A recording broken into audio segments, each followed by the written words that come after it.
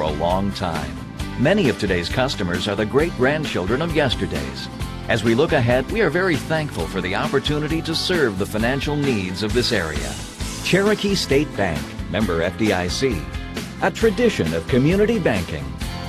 It's a tradition, that's just our way. Cherokee State Bank, celebrating 125 years of serving you. Our goal is to get real estate results at Rasmus Realty in Cherokee. From the moment you decide to sell or buy, we are here for you. Get results with Rasmus Realty. We market your home to ensure buyers can find you. Get results with Rasmus Realty. And with your busy lifestyle, we schedule appointments on your time. Get results with Rasmus Realty. Our goal is simple, to get results. Real estate results at Rasmus Realty in Cherokee. 100 years, Cherokee Regional Medical Center has been providing high-quality medical services in the heart of Northwest Iowa. Our modern facilities and state-of-the-art technology provide the professional medical services our patients deserve, with the convenience of staying close to home. We know that everyone's healthcare needs are unique. We take pride in treating your individual needs in a personal manner you can trust. You have many choices in healthcare. Choose someone who truly cares about you. Cherokee Regional Medical Center. Professional care made personal. Since the 1920s, the Boothby family has been serving the people of the Cherokee area. Our name is synonymous with professionalism, caring, compassion, and understanding. As third-generation funeral directors, Richard and David Boothby pride ourselves in our commitment to the families we serve. We will provide a professional and dignified service for your loved one, whether it is a traditional service, cremation with a memorial service, or a simple graveside service. We would be honored and privileged to serve your family like it was our own. Contact Richard or David Boothby and set up an appointment and put your mind at ease. The Boothby Funeral Home on East Main in downtown Cherokee.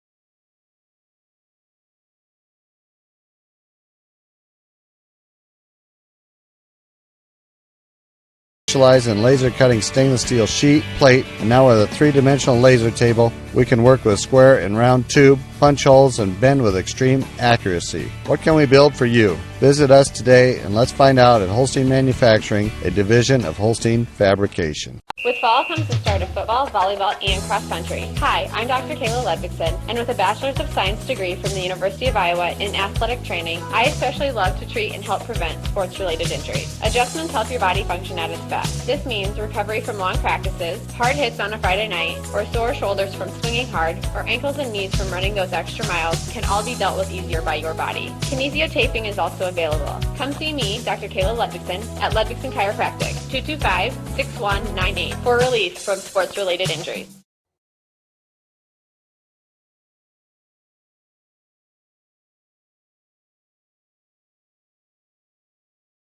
Costly dental coverage and paying out of pocket are a thing of the past.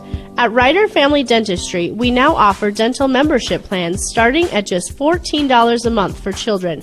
With this, you receive cleanings, exams, and routine x-rays plus discounts if procedures are needed.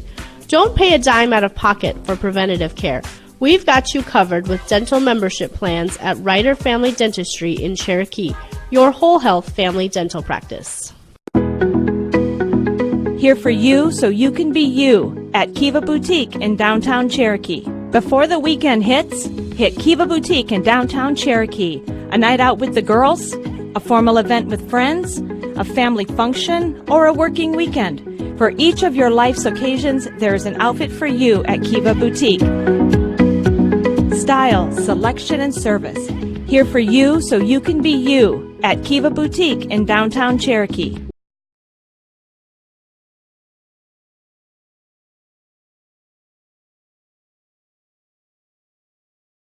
Got that outfit. You won't believe this, but I found it right here in Cherokee at B's Uptown Boutique. Wow, that's awesome, but I bet it was expensive. It actually wasn't. Their prices are affordable, and want to hear the best part? They have great business wear for at work too, and I also just picked up some new workout clothes for when I go to the gym. Wow, sounds like I need to head to B's Uptown Boutique. It really is where comfort and fashion come together.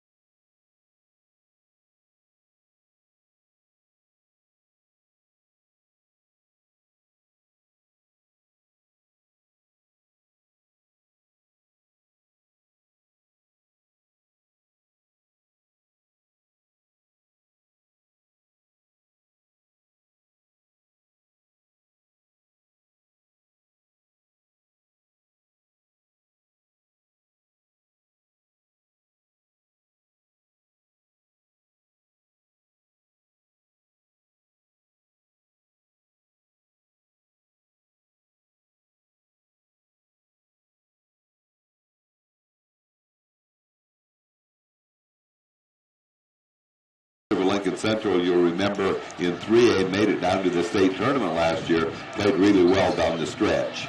And so should be a good one on paper, and a busy week here for the boys and girls as they have Newell Fonda coming here on Thursday for a boy-girl doubleheader, and then the Braves travel to Western Christian on Friday night. And fortunately, all the weather looks good this week. It really looks good. Yeah, when I was reading the forecast today, John, pretty much through what day was it they went out to? Even next Monday, I think it's supposed to be, pretty fairly dry. And I know folks probably want a little bit of snow on Christmas, but maybe we'll take a little bit on Christmas and call that good. That's right. And there's a couple of days in there. I think it's Saturday and Sunday hit right around 40. The other days in the upper 30s. So all in all, pretty good forecast. That storm that went through the Midwest to the East Coast a couple of days ago, of course, the Kansas City Chiefs football game had 5 or 6 inches of snow and kind of moved along, but it was all south of us. So. And, actually Sunday, John, I was kind of on my way up towards Sioux Falls a little bit, and they've got a little bit of good snow, too, about the last 40 miles or so. Okay. It was pretty good snow-covered roads on the way up there. All right.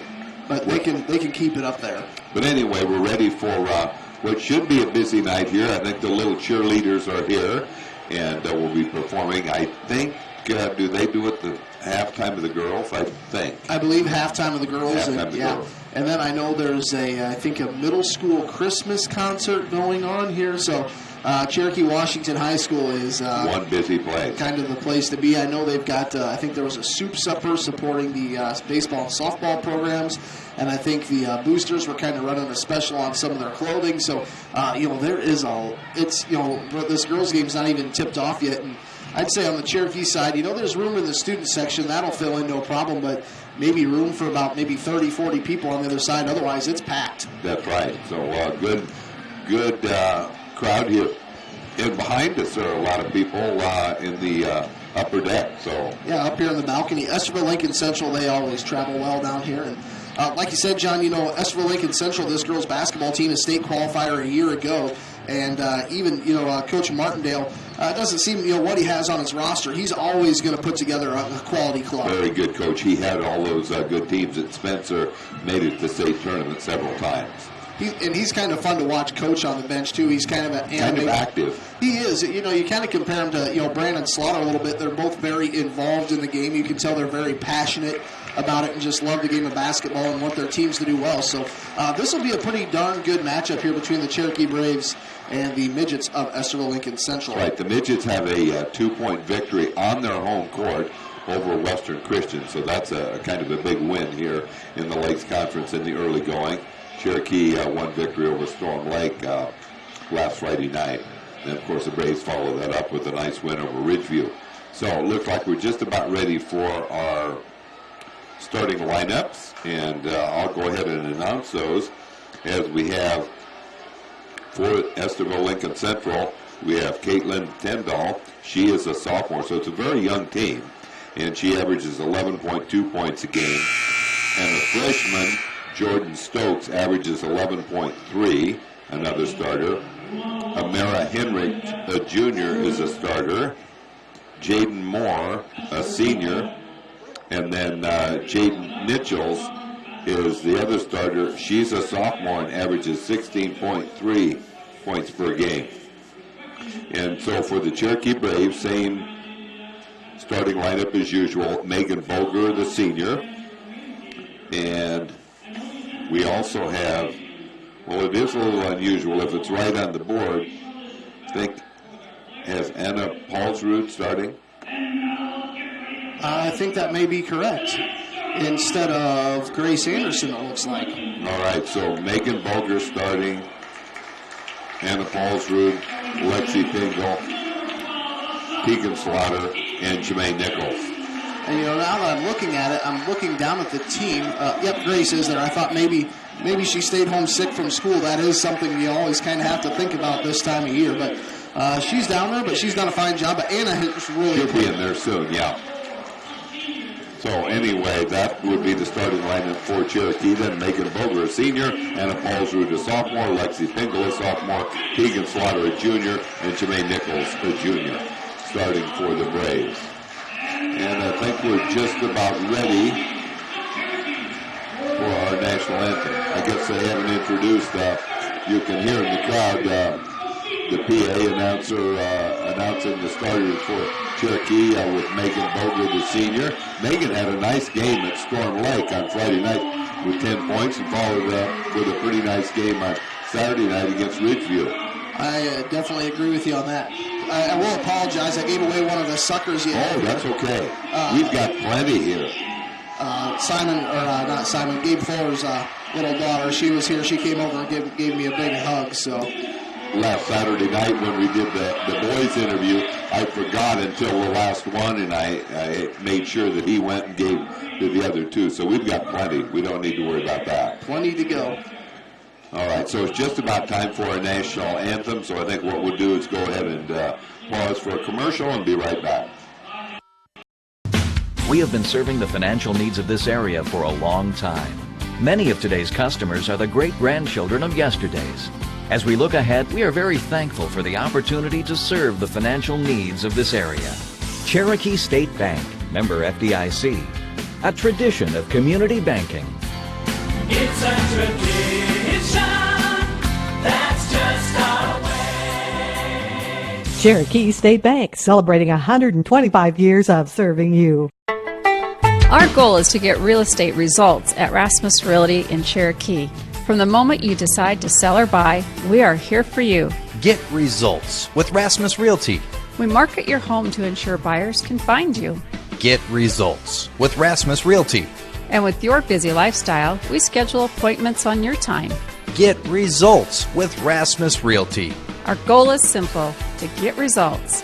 Real estate results at Rasmus Realty in Cherokee. Cherokee Athletics. Call the Munson Clean team when you're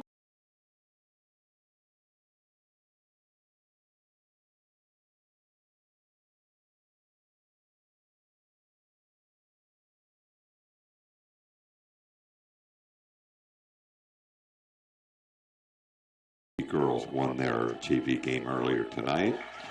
So there we go. And a nice job there on the national anthem. Absolutely. I believe it's Natalie Peterson and Riley Bainbridge. When I was walking back from that side. There's Molly, yes. And I said, I asked Natalie, I said, do you want me to sing the national anthem tonight and you can go up and do radio? She says, yeah, that sounds like that'd be a lot of fun. It'd be a lot of fun laughing at you. Laughing at me, but then she'd have to try the radio side. That's true. So. That's true. And look who our head referee is tonight, Mr. Behringer. Dale Behringer is here from nearby Holstein. He's been doing this for... He's been doing it for a few years. He still gets up and down the court pretty well. And I actually, last night in Kingsley versus Altarillia, we had the same crew that we saw Saturday night in Holstein. Saw that crew. Oh, okay. So they thought you were following them along. Yes, so. All right, we've got Jamae Nichols. She will jump it up against Jaden Nichols. It's Nichols against Nichols. And tipped around. Actually, Jamae got the tip, but it was taken by Esterville Lincoln Central. Nichols almost lost the ball. They work it on the left hand, driving scoop shot, and we'll have, I think, a foul called. Either that or, yep, I think it's going to be a foul on Esterville Lincoln Central. Nichols? Jaden Moore. And the ball's played in. Nice defensive stop by Cherokee. Jamae Nichols works the right-hand side, gets it to Megan Boger. Megan gets it to Lexi Pingle. Drive, shot up good. Braves lead it 2-0. Nice cut to the basket. With the basketball, it's Tyndall. Good pressure by Cherokee. She gets the pass back, now beats the press. They'll have it out to Nichols. Nichols takes one dribble, works it in the corner to Stokes. Stokes drives, it's blocked, and the rebound is taken off by Jamae. Gets it off to Teagan, stops. It will be Megan Boger. Almost a travel. I'm not sure about that one. It went straight up, and she picked it up. Yeah, she didn't take another dribble after that. I'm surprised that he didn't let that go because it wasn't really a palming the basketball. It just was high, and she picked it up. But anyway, it's a violation against Cherokee. So pressure in the backcourt. Stokes has it. Double teamed. Works it on the left-hand side off to Henrich. Ball tipped loose. Here's Teagan with the ball. Teagan will drive to the basket, back in, put it up, no good, but she'll shoot two. So a good start for the Braves in the first minute 10, as Teagan Swatter has been having a little bit of a problem at the free throw line this year. She's playing great overall. She had 14 steals against Unity Christian. This is up, and there we go. Braves lead it 3-0. Sometimes when that first one goes in, it's kind of contagious. Maybe the Cherokee girls will follow suit. This one no good, so she hits one of two. Jemay has the rebound, then she travels. She just fell to the floor after she got the rebound. 6:47 to go. Cherokee sets up their full court press, and Nichols will play it in for the Midgets. Has a little trouble getting it in, finally gets it into Stokes. She is double team, ball on the floor. Jemay has it, off to Lexi. She'll be fouled and shoot two. So the Braves really coming out aggressively by getting some steals and then going right to the hoop. And so many times you see that ball on the floor and the girl kind of ends up on her backside, and you have to get rid of it because if you move around too much, you're going to get called for a travel. And Jemay did a great job of getting that pass out. All right, Lexi on the line to shoot two. It is up and good. So 4-0 in favor of Cherokee at the 6:39 mark here in the opening quarter. Lakes Conference girls basketball. Lexi puts this one up, in and out, no good. And out of bounds, no, saved. There's Jemay with a left hand. Oh, how did that stay out? She put it up, I thought, softly, and then she'll get a foul. How often does that happen? Jemay has one, won't go in, and next thing, she has a foul. Got to be careful. First one on the Braves overall. All right, 4-0 in favor of Cherokee with 6:30 to go. Comes into Stokes. Megan Boger on her. Stokes does a good job. Now she'll work it on the left-hand side. Shot is put up and good on the left baseline that time by Jaden Moore. 4-2 Cherokee. Outside it'll be Teagan. Drives. Goes up. Misses the easy layup.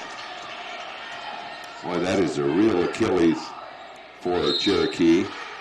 Missing the easy layups. Just an out-of-bounds call here. Knocked out by Cherokee. 4-2 is the score. Cherokee on top. 6:05 to go here in the first quarter. Ball comes into Stokes. Stokes with a left-hand dribble. Goes up and lays it up. No good. Rebound is taken off by Anna Palter the second time. Anna's gotten the rebound and somebody's on her back. So let's see. That'll be the fourth foul already on Estherville Lincoln Central. That one's on Jaden Nichols. Camille Zwiefel and Grace Anderson into the lineup. All right, 5:59 to go here in the opening quarter. Cherokee leads it 4-2. There goes the pass on the right-hand side. Knocked out of bounds. Jaden Moore guarding Grace Anderson. And the ball will be played in on the far side by Jemay Nichols. Jemay gets it outside. Now it'll be around the perimeter, and shot is put up. Good, a three for Kennemongan. She shot the ball really well in the JV game, playing just the first half, and so she's got that stroke down tonight. There we go, driving down the middle. They'll throw the ball out of bounds. As that time it was Tyndall throwing it in the corner to Amara Henrich, and she couldn't hang on to it. Braves lead at 7-2, 5:32 to go in the opening quarter. And Teagan threw the pass. It was almost intercepted. Grace Anderson has it. Now she goes underneath. Knocked out of bounds, belongs to Cherokee. Trying to hit Jemay, cutting. But Estherville stays with you pretty well here on defense. They can move their feet pretty well. Yes, they can. Lexi Pingle is out for a moment. She comes in for Teagan. They'll work it left-hand side. They'll bring it out around the perimeter. They go underneath. Jemay goes up with a shot, and she'll be fouled. So she will get 2 free throws here. 5:14 to go. Coach Martindale says she was going straight up.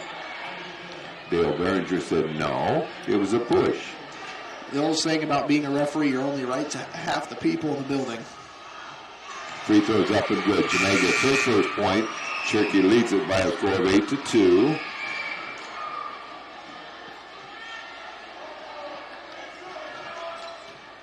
One more free throw for Janae. See if she can get 2 in a row. It's up and good. Boy, she split the net on both those, and it's 9-2 Cherokee. Open up their biggest lead of 7 points. 5:14 to go here in the first quarter. And the ball is going to be played in by Nichols. Nichols having trouble getting it in, finally gets it into Stokes. Ooh. Foul there on Kennemongan. That was a little touch one. Now Brandon's going to be in Behringer's ear.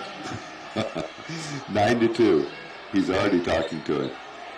And they'll bring it out to Tyndall. Tyndall with the left-hand dribble. Puts up the shot. Good. They left her alone. And Stokes nailed that one. 9-4 Cherokee. And here we go with Lexi Fingal. She'll travel. So the Braves turn it over. 9-4. The Braves lead it. 4:57 to go here in the first quarter. Nichols having trouble again getting it in. Finally gets the bounce pass in. Goes to Tyndall. Tyndall being double teamed. Now with the left-hand dribble, gets it across the timeline.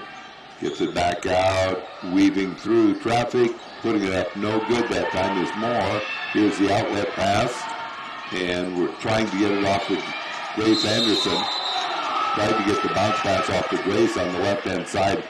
Thought the ball was kicked, but they don't call that. And we have a foul on Cherokee, and I guess that will be on Camille Zwiefel. All right, the ball played into Stokes. Jordan Stokes.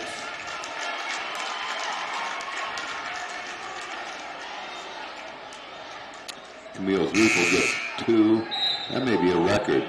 2 fouls in about 7 seconds. And so she's going to go out.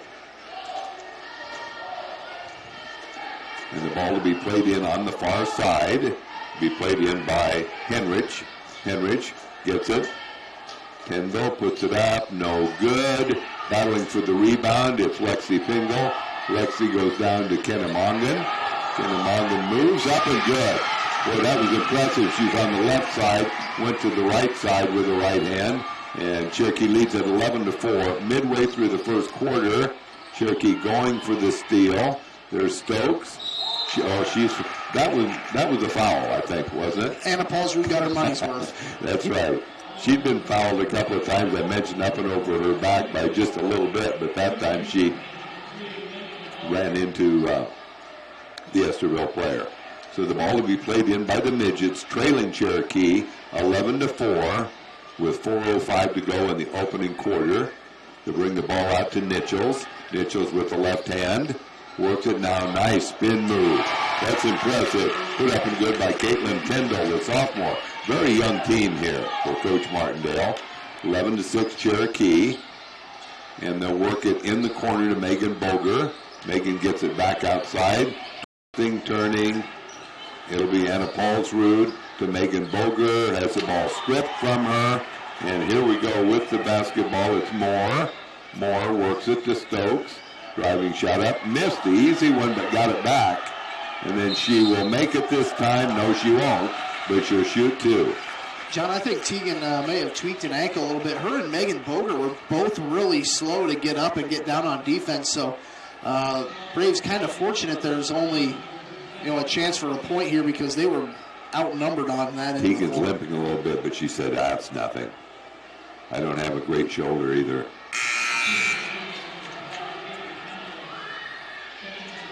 They're going to give her a little bit of a break here as Jamae is back in.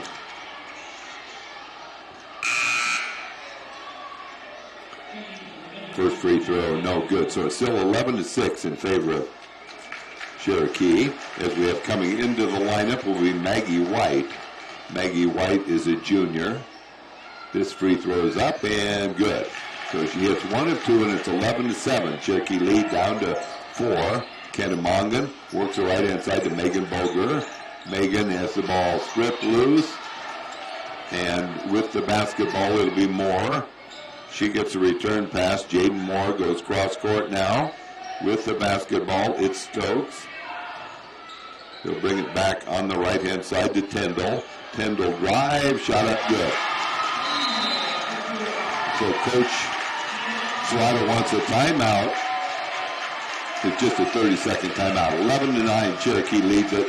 3:02 to go here in the opening quarter, but you can tell Esterville Lincoln Central fell behind by 7, but they're right back in it. They've got plenty of different players that can really attack the basket and manufacture points when they need to. So the Braves kind of need to reset here and keep a clear mind and get back out there. And I think that was a good time to call a timeout there by Coach Slaughter. All right, just about ready to go back. As Keith mentioned, excellent crowd on hand here tonight with some extra things going on. And we'll come back and have Cherokee with the basketball leading 11-9. Quick start for Kennemongan here offensively. She has 5 points. Kendra with a right-hand dribble, gets it off to Jamae. Jamae drives. That's her second foul. Kind of had a feeling that charge was coming. You could kind of see that play developing the whole way, and the defenders had a good chance just to get there and get their feet set. Let's see, she'll be coming out of the lineup. I would guess she'll probably sit for the remainder of the first quarter and maybe a couple minutes into the second. All right, so the Braves slap on the press, as they will have, playing it in this time will be Tyndall. And she gets it into Henrich. Henrich double team. Nice steal by Molly Pitts. And here goes Lexi driving. She'll shoot 2. Good job by Lexi there. Keeping Actually, the ball. by the time she was fouled, she had no chance to make the basket. She was far enough under the basket. It's just like, oh, I hope I'm fouled because I'm in the air right now. But it was a good move. Even more folks just showing up for the game now. It is definitely packed in here. All right, Lexi puts it up. It's good. Lexi Pingle now with 4 points.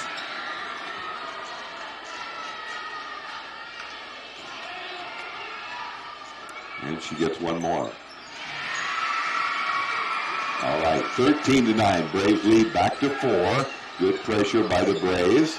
Out front, Molly Pitts and Lexi Pingle. Now it's a 3-on-2. Nice defensive play by Kendra Mongan, knocks it out of bounds. So ELC will play it in beneath their own basket, trailing Cherokee 13-9. 2:38 to go in the opening quarter. Braves' second Lakes Conference game. They're coming in 1-0, and they'll bring the ball outside. Tyndall has it on the left-hand side. Drives, puts it up. Good, nice left-handed move. Knocking it off the glass that time is Caitlin Kendall. Knocked out of bounds. No, it's off of Cherokee. Kennemongan. Tried to get it down in a hurry. Didn't work out. So a basket here, a normal 2-point basket will tie the ball game. 13-11 Cherokee, 2:23 to go. And with the basketball and crossing over the dribbles is Henrich. Henrich works it in the corner. This would give ELC the lead, but no. Teagan has the rebound. Takes it all away. Good. Boy, that one bounced around about 3 times. And so many of those have fallen out lately that we thought it would. 15-11 Cherokee, 1:57 to go here in the first quarter. Kendall has it. Ooh, that looked like it might have been a carry, but he didn't catch that. And nice steal by, that's about as easy a steal Teagan's ever going to get. She'll dish it off, and Lexi will fire for 3. No good. Battling for the rebound. Going to be Cherokee's ball. Molly Pitts, but it's knocked out of bounds by Esterville Lincoln Central's Amara Henrich. Braves lead 15-11. 1:37 to go in the quarter. All right, they get the ball out in the corner. They'll bring it back to Teagan. She'll put up an air ball, and the rebound is off that time to Moore. Moore drives down, whips it in the corner. Good ball movement. And here goes Spark. Shot up good. Banking it off the glass will be Kendall, rather. 15-13 is the score. She's got 9. And here goes a spin move. Shot up good. The basket will count. I don't know if Dale knows it went in. Yes, he does. Basket counts. That was one she just kind of threw up in the air and kind of hoped.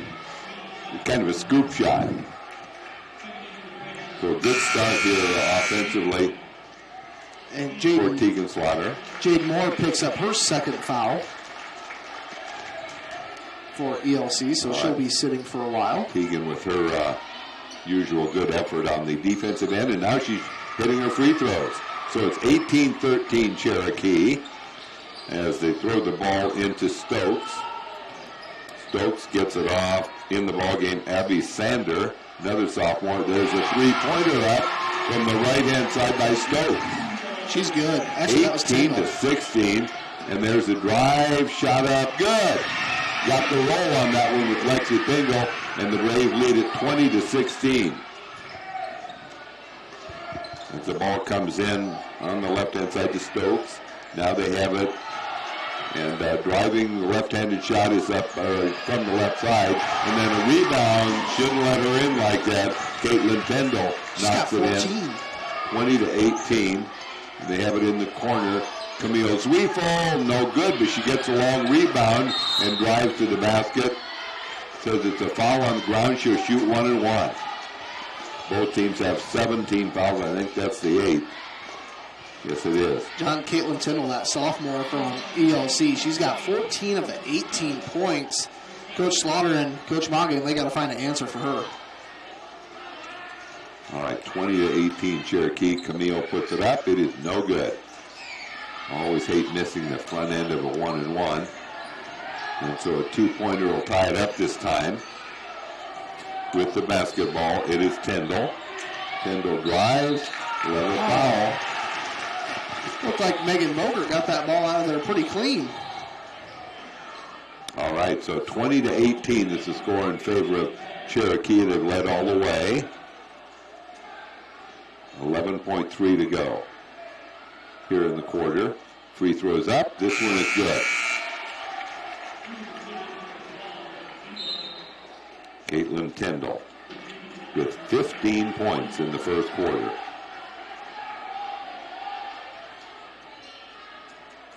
Next free throw is put up. Good. We're tied at 20. Braves' 7-point lead is gone. Lexi Pingle gets it off to Tegan. Drives.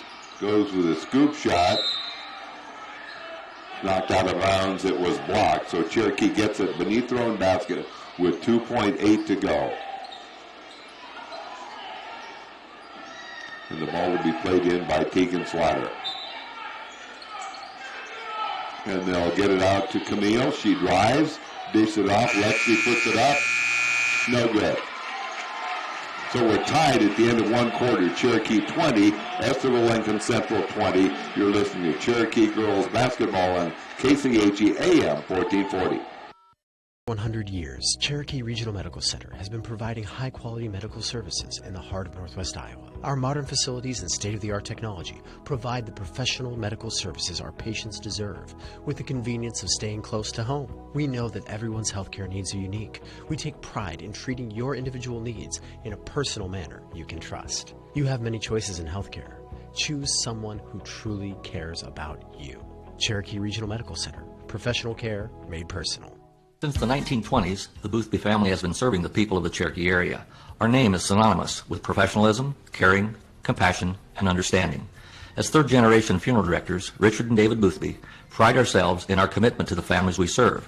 We will provide a professional and dignified service for your loved one, whether it is a traditional service, cremation with a memorial service, or a simple graveside service. We would be honored and privileged to serve your family like it was our own. Contact Richard or David Boothby and set up an appointment and put your mind at ease. The Boothby Funeral Home on East Main in downtown Cherokee. Not guaranteed by the bank, may go down in value. All right, set to go. We have Jermaine Nichols, Tegan Slaughter, Megan Boger, Grace Anderson, and Lexi Pingle. Here as the Braves have the ball. And we have the ball on the right-hand side to Megan Boger. No good. Rebound is taken off by Tyndall. Tyndall in the backcourt gets the bounce pass off to Stokes. Stokes works it in the corner. Back to Stokes. And there goes a layup, except it's blocked. Fortunately, that was a block. I hold my breath this early in the game when Jemai's already got 2 fouls. But a nice block because that was going to be a layup. She saved it there, and then she got the ball and started to take off, and she was fouled.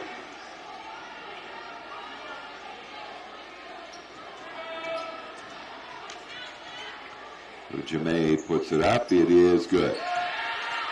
1-1, so good to hit that first one. She has 3 points, all free throws. And gets one more. Trying to give the Braves a 2-point lead. That one short, barely at the front of the rim. And a basket this time down would give a 2-point lead, or a 1-point lead to Esterville Lincoln Central. As Tyndall has it, leaves it off to Stokes. Stokes will drive. Getting it off, nice move that time. In and out, no good. Grace Anderson with the rebound. Gets it off to Tegan Slaughter. Tegan will put up the shot. No good. Nice rebound. Oh, beautiful play as the rebound was taken by Jemai, and she was ready to go back up, but then she noticed Megan Boger was all alone, and so she gets the assist. Jemai gets the assist there to that basket by Megan Boger. All right, Stokes with the ball. Stops, picks up her dribble, gets it out to Tyndall. Tyndall gets it off. Left-hand side, Henrich puts it up. It is no good. Oh, Cherokee go for the ball. And they just give an extra shot, and I think it was knocked out of Jemai's hands. 1-1. 1-1, a foul. It'll be 2. Yeah, 2. It'll be 2. That's number 3 on Jordan Stokes, so I'm sure she'll be coming out. Looks like Adrian Rossford going to come in. All right, 6:35 to go here in the second quarter. Cherokee leading by 3. Jemai puts it up. It is good. So Jemai 4 out of 5 from the free throw line. So that's where all the points have come here tonight. That's right. Had to sit out several minutes there in the first half with the 2 fouls, or the first quarter, I should say. And free throws up and good. So 5 points now for Jemai, and Cherokee leads it by 5, 25-20. Let's see if the Braves can beat up on defense and get a little bit more of a lead. As we have Tyndall with the ball. Tyndall's the one with 16 points, and she gets it off. They'll get it in the corner, out of bounds, tipped out of bounds. It's over there to Abby Sander, but it was knocked out of bounds by Cherokee. And we have Adrienne Rossford in there. She is a junior in there for the first time. Ball stolen by Tegan. Can anybody catch her? She pauses and hits it. Nice job that time by the Braves. In less than 2 minutes, they have a 7-point lead. 27-20 Cherokee. And just a 30-second call. All right. So anyway, good start to the quarter, Keith. Yeah, at the end of the first quarter, we were tied 20-20, so a little 7-0 thing run here. I think that's matches. I think the Braves led 11-4. I think that was their biggest lead, so it matches their biggest lead. But that's what Cherokee does. They can score in spurts. They can just pick it up a little bit more on defense and not give. In fact, the first couple of minutes they haven't given up those driving layups. All right, Rossford to play it in for ELC. Braves lead 27-20.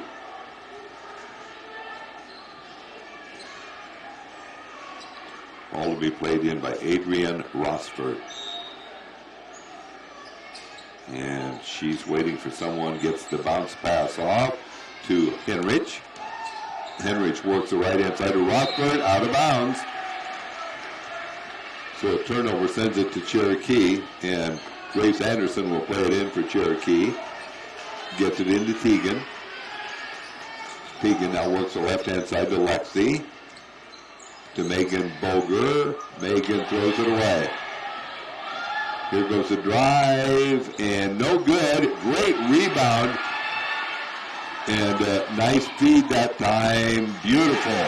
Fast break there as we had Jemai going about 3/4 of the court, dribbling, and then threw it to Lexi Pingle for the finish. Grace Anderson has it, gets it outside, and they'll get it to Megan Boger.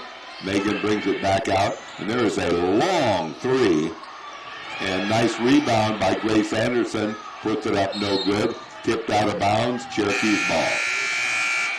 That put back by Grace Anderson was pretty well guarded. Good shot to take, but Esterville Lincoln Central thought they were going to get the ball. But it's played in.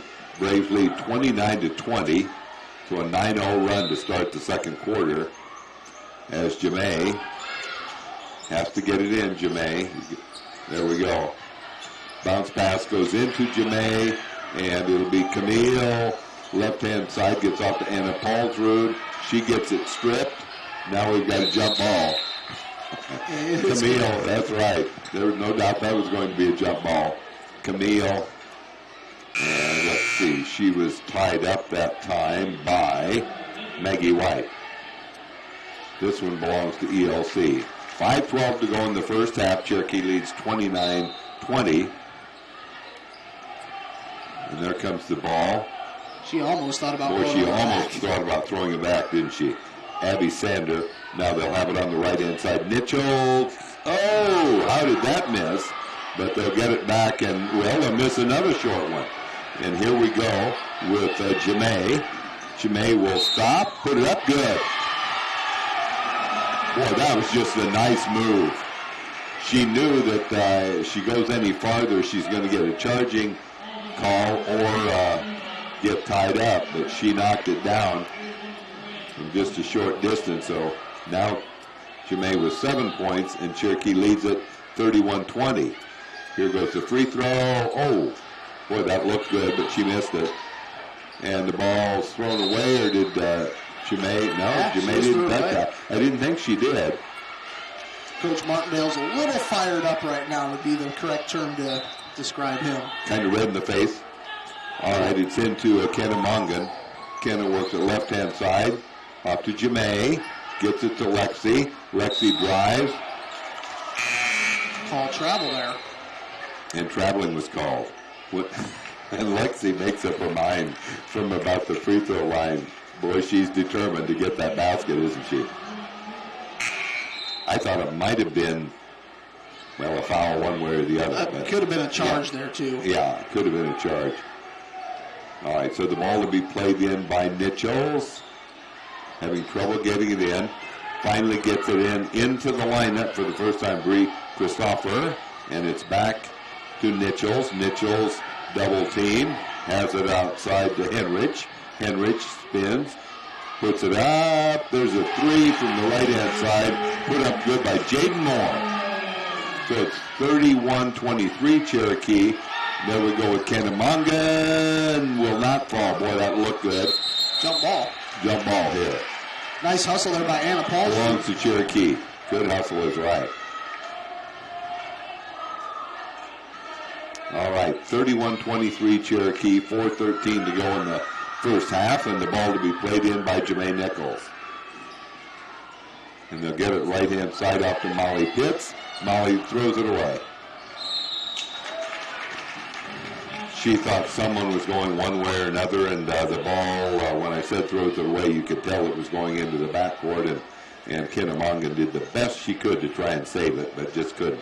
And I heard Coach Slaughter say, "What are we doing?" What are we doing? Okay. Amara Henrich gets it into Nichols. Oh, no. Jemay. That's Jemay's third. She's done till half. She's going to have to sit out 4 minutes and 4 seconds here. That hurts.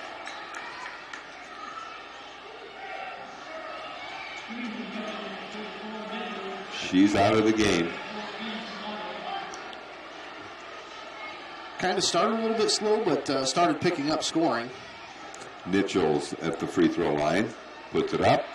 Good. Her first bucket. 31-24. That's right. That's her first point. She's their leading scorer. She'll probably get it going here. Next one is up and good. 31-25. So the Braves have given up 5 straight points after their 11-0 start to the quarter. Left-hand side, it goes to Kennemongan. Kenna swings it. Now it's Tegan Slaughter. Tegan drives, puts it up. But it's a foul, and she'll get 2 anyway. She'll get, yeah. See who this one's going to be on. That's going to be on Nichols, I believe, and if it is, that's her third. Yeah, that's her third, so she's going to come out. No, that's more. Okay, yeah. And Teagan misses the free throw. 31-25 in favor of the Cherokee Braves. 3:50 to go.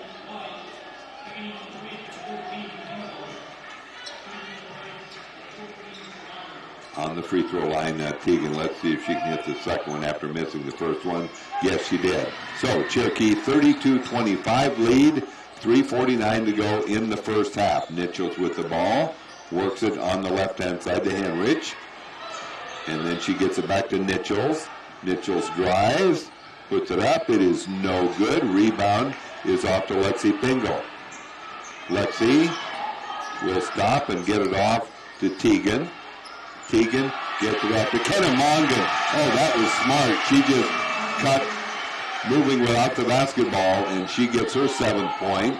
And it's now 34-25 Cherokee. As Nichols has the ball stolen. Oh, that's too bad. Just barely out of bounds, or Kennemongan would have had an easy layup. Kelly's have a good game here off the bench. All right, so the ball to be played in by Rossford for ELC. 3:13 to go, first half, 34-25 Cherokee. As they get the ball in the backcourt off to Henrich. Ball loose, and a nice pass from Grace Anderson. And Grace gets it to Anna Paulsrud, off to Teagan Slaughter for the finish. Braves back up by 11, and Lexi with the foul. That'll be just her first. Her first, but 2 free throws. 2 free throws out. Well, there's going to be a lot of free throws here in the last 2:57. The first quarter didn't go too terribly bad. No, really. it was mainly the second quarter. Free throws up and good. Nice form that time for Amanda Henrich. She is a junior. Next one is up. This one also good. They shoot free throws really well. 36-27 Cherokee. And Teagan Slaughter has it. Teagan drives to the right. Boy, there's a lot of contact there. And we have the ball thrown to Kennemongan. It was tipped, so it can go in the backcourt. And Kennemongan drives. Has the ball knocked away. And the crowd wanted a foul on Kennemongan, but they got it on Anna Paulsrud. Is that a little bit of Oh, I was going to say, contact. They put that 3 up on the board pretty quick. I thought it was maybe her 4th.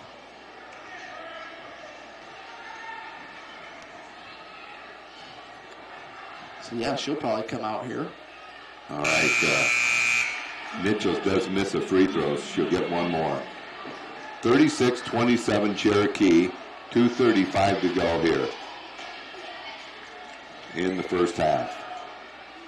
Free throws up and no good. Cherokee dodged a bullet there as Teagan Slaughter drives all the way up. No good, but she'll shoot 2. Boy, Teagan gets that ball up the court in a hurry, doesn't she? She does. She at the point. I know they've kind of made that adjustment the last couple of games, but she does get it up in a hurry, and she and Lexi both are not afraid to take it to the basket. Teagan hits the free throw, 37-27. And the reason why Teagan was able to get there, I think it was Jenna Jennis was kind of camped out in the corner, really spaced the floor well. There was a defender that could have stepped in front of Teagan, but if that would have happened, Teagan would have dumped it off. They would have had a look at a wide open 3. Just went up. I thought that was good, but nice job by Grace Anderson. She couldn't quite save it, but she didn't have any right to get it to begin with. Kind of knocked it loose, and then there was a jump ball. So the ball will be played in by Rossford for ELC. Cherokee by 10 with 2:23 to go here in the first half. Kennemongan wanted to make sure she didn't put the foul. There's a drive to the bucket. It's up and good. So they have some good guards. No doubt about that. That's Amanda Henry. She's a junior. Tegan Slaughter's first personal. But Cherokee wants a 30-second timeout. See if it's a 30. Yes, just a 30-second timeout. All right, 2:16 to go here in the first half. Should mention you can check out wholeshourmotors.com. They've got plenty of great new Chevy, Dodge, GM, whatever you're looking for. Last night, Billy and I had the special treatment of taking a 2019 Chevy Silverado down to Kingsley. John, let me ask you this. Have you ever drove a vehicle with a heated steering wheel? No. I tell you, after you have, it's tough to go back to one that's not a heated steering wheel. It certainly is in December. That's right. And that thing also had, the nice heated seats. Like I said, the heated steering wheel. Got that nice digital display, everything in the middle. And you can check that one out on wholeshourmotors.com. I want to say they've got that thing marked down like $13,000. A lot of savings right now. All right, that free throw is up and no good. Lexi Pingle has it. Yeah, she was pushed out of bounds. Free throws. Looked like she was going to go out of bounds if she was awfully close. We can't tell. It was on the far side, but she fortunately was pushed out, so she'll get to shoot two. That's number 3 on Hendricks. And Lexi will see if she can get individually into double digits here. Free throws up and good. She has 10 points.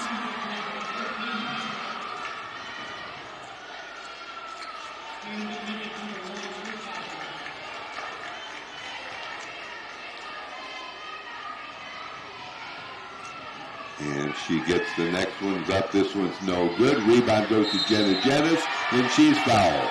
Good offensive rebound for Jenna, and she'll be at the free throw line shooting her left-handed free throw.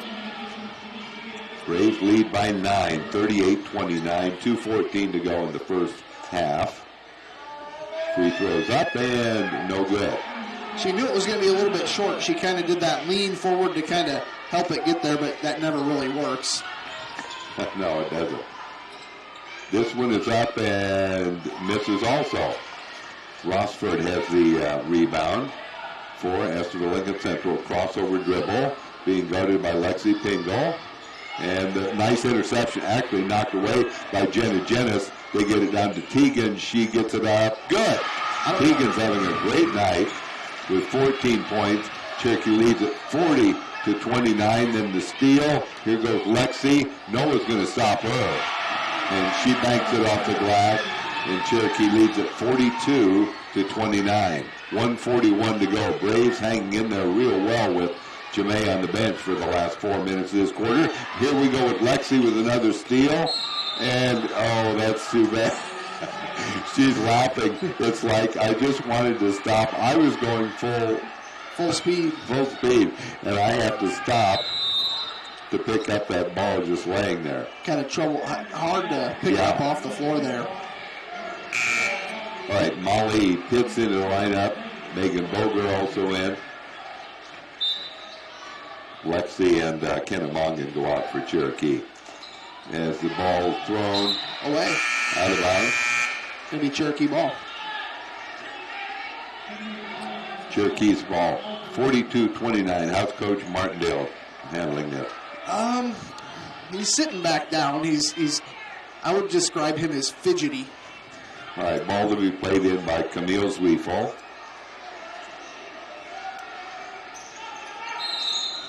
Anna Paulser just got a shoulder. Well, they're going to say it's on. Well, do they call it on Jenna Jennis? It's on Cherokee, whoever it is. Jenna Jennis. Guys, she can't even get the ball thrown in this game without getting a foul. You weren't kidding when you said the last 2:57 we'd have a lot of free throws. All right, so on the free throw line for ELC is Abby Sander, the sophomore.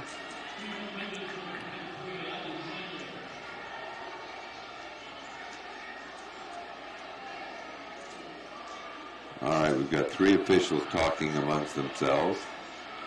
Are they discussing their supper plans after the game? Not sure.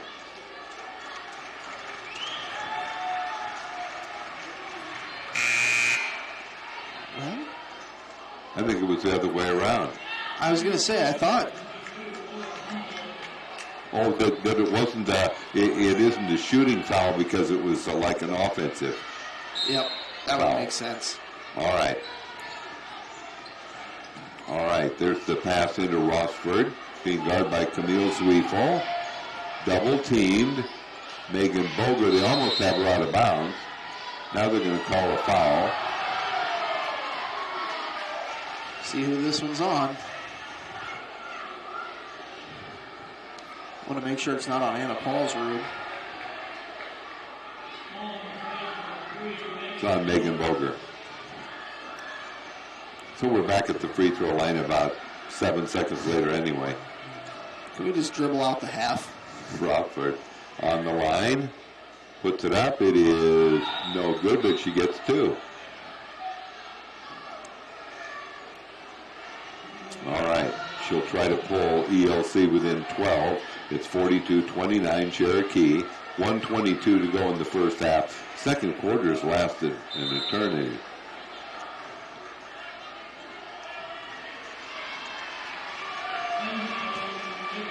.22 must have stepped in the lane too soon. So Cherokee was still a 13-point lead, and they'll send 4 more players in.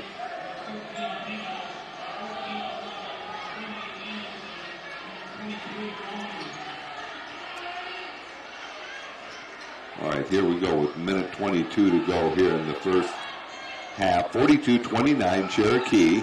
Teagan goes in the corner to Lexi. Shot up good. Lexi having a big night with 14 points. She's slapping the pressure on 2. 1:05 to go. Foul will be called on Kennemongan. How is she doing? That's her second, I guess. Yeah, not too bad. We're almost to a minute left to go. Oh, no, that was on Lexi. Her second. 1:04 to go here in the first half. 44-29 Cherokee. That one's up and good by Rossford.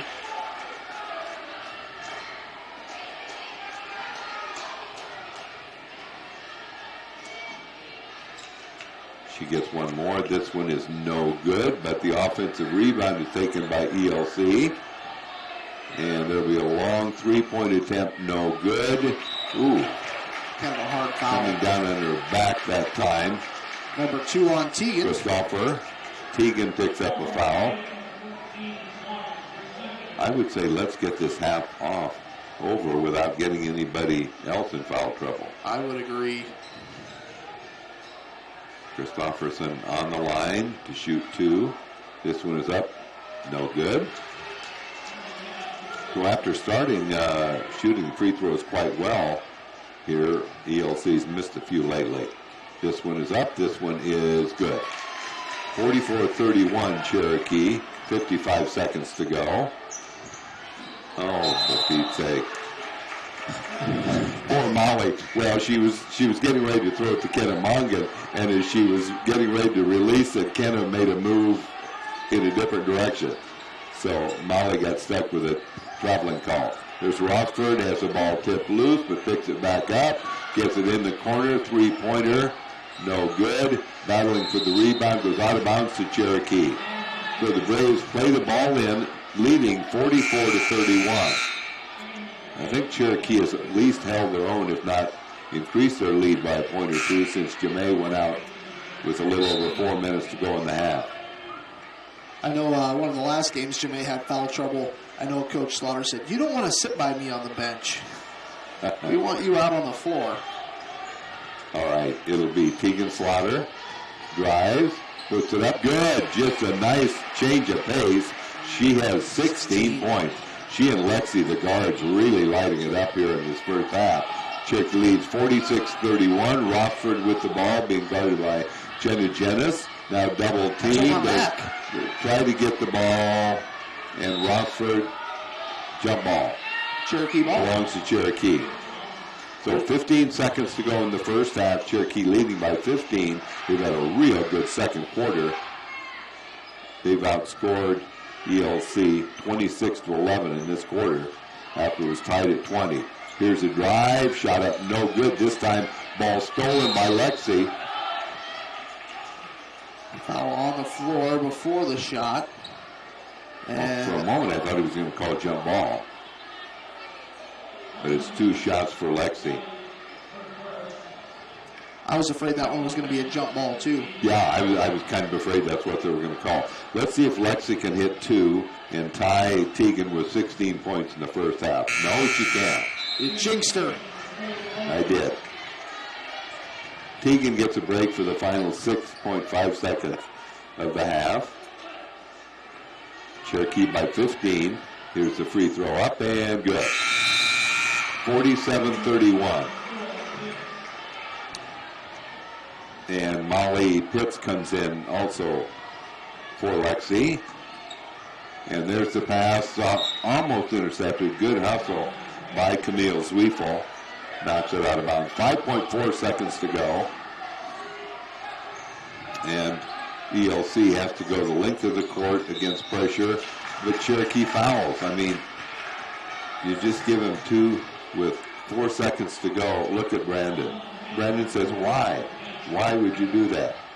Not a good foul there by Molly No, Pitts. not when somebody's that far away. You don't want to foul. Rossford on the line to shoot 2. And it's good. That's just like giving them 2 points when I don't think the odds were they were going to get 2 points. Next one is up and no good. And shot is blocked on the 3-point attempt. So the first half finally comes to an end after all those fouls. Cherokee Braves with a big second quarter as the Braves lead it by a score of 47-32 here at halftime. What we'll do is take a 2-minute break and be right back. Can we build for you?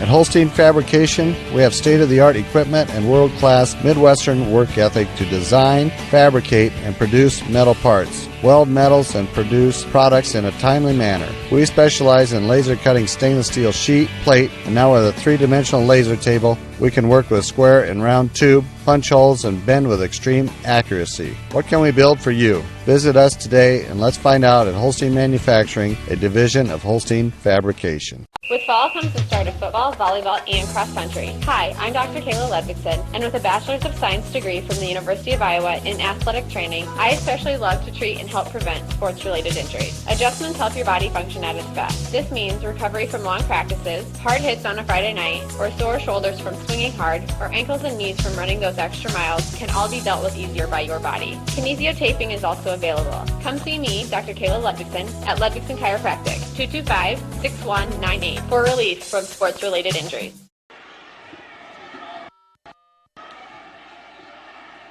Thank you for listening to Cherokee Braves.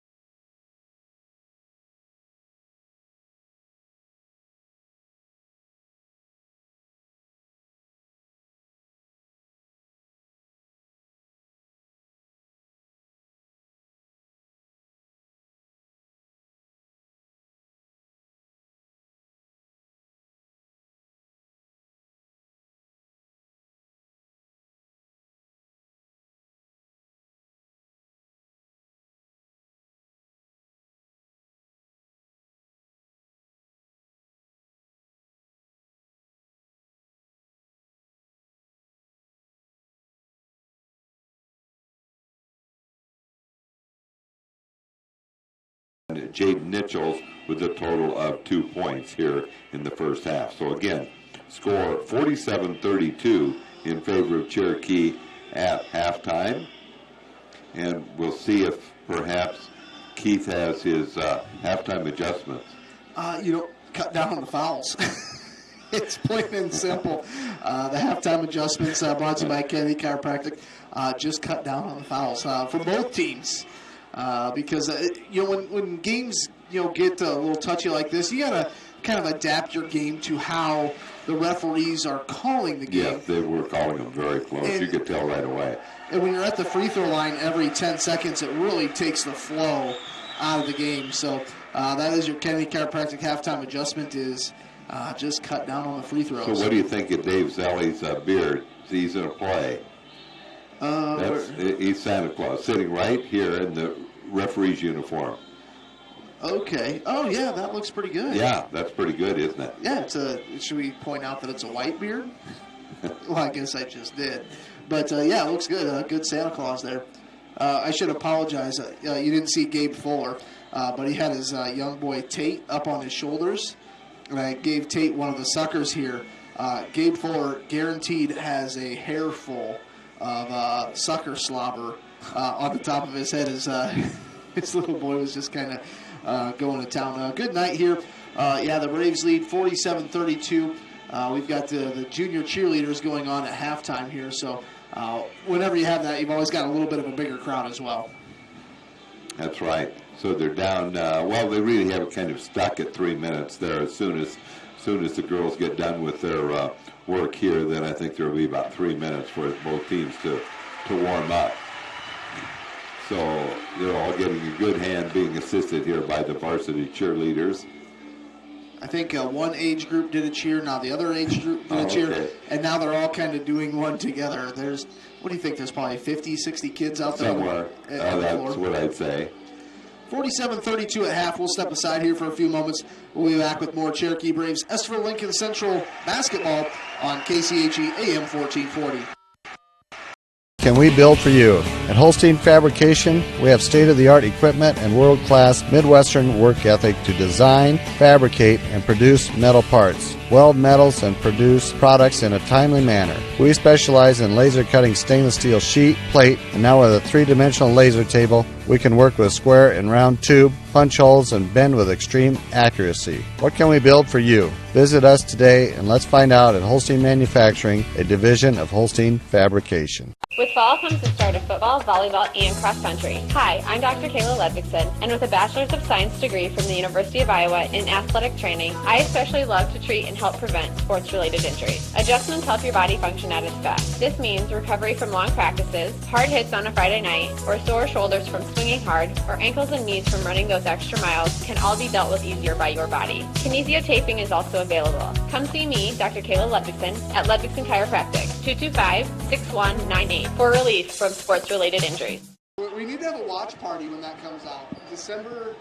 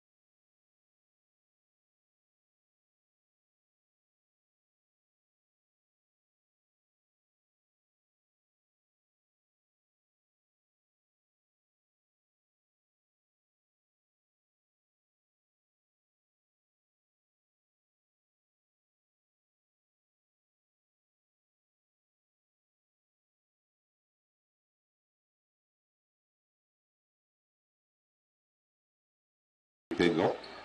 6 seconds into the third quarter. That's foul number 3 on Megan Boger. It was a trip, certainly not intentional, but the ball is tipped up, belongs to ELC. Actually went off the back side of the backboard. Right. Don't see that very often at all. All right, so the ball will be played in by Esterville Lincoln Central. Tossing the ball out is Henrich. 5 seconds. 5 seconds. Doesn't get it off in time. 7:48 to go here in the third. Cherokee leading 47-32.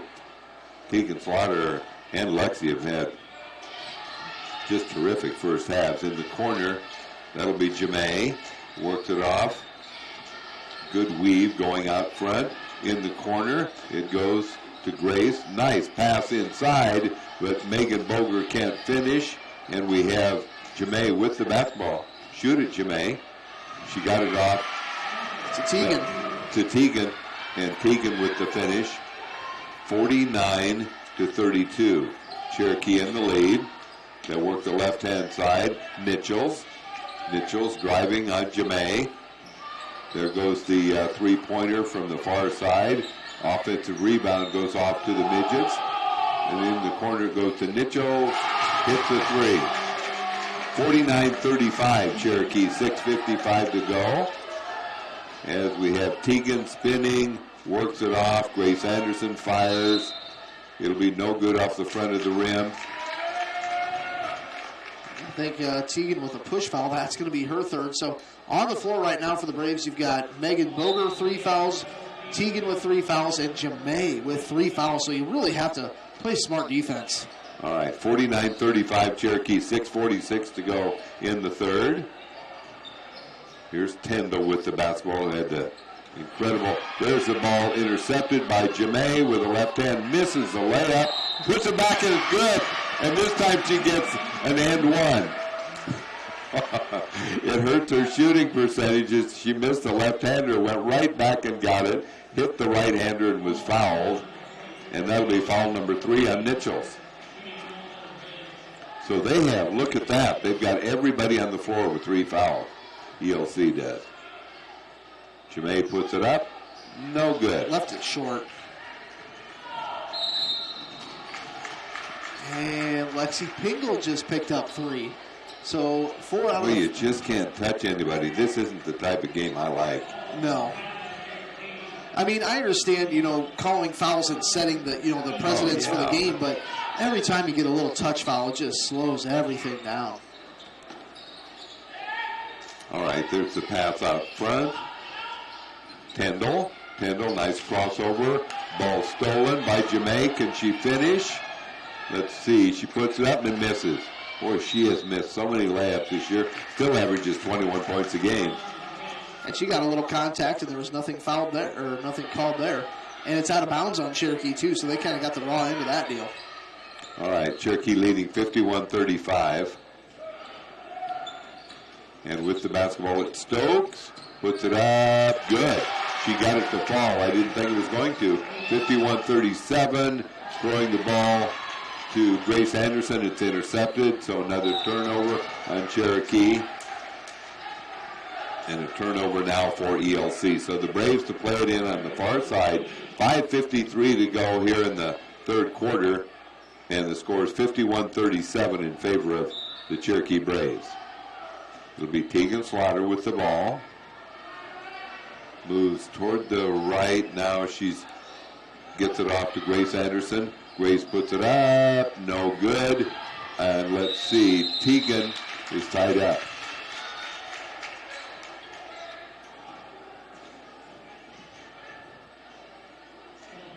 All right. Cherokee will play it in on the alternate possession. And they'll get it to Tegan outside to Megan Boger. In it goes. Shot is up. No good again. Another easy one for Jemay, but she missed it. And they'll have it outside around the perimeter. Stokes will drive. Get it outside. Mitchell's no good. Rebound to Lexi Pingle. Lexi Pingle gets it off. And long-range three is put up and good. I had a feeling that was going to go in. Tegan Slaughter. I'd say her shot is coming along pretty well. Yeah, she's got 21 here. 21 points. And here we go with Stokes. Stokes works the left-hand side. They'll bring it back to Nichols. Drives, puts it up. There's the Jamay with another foul. That's number 4.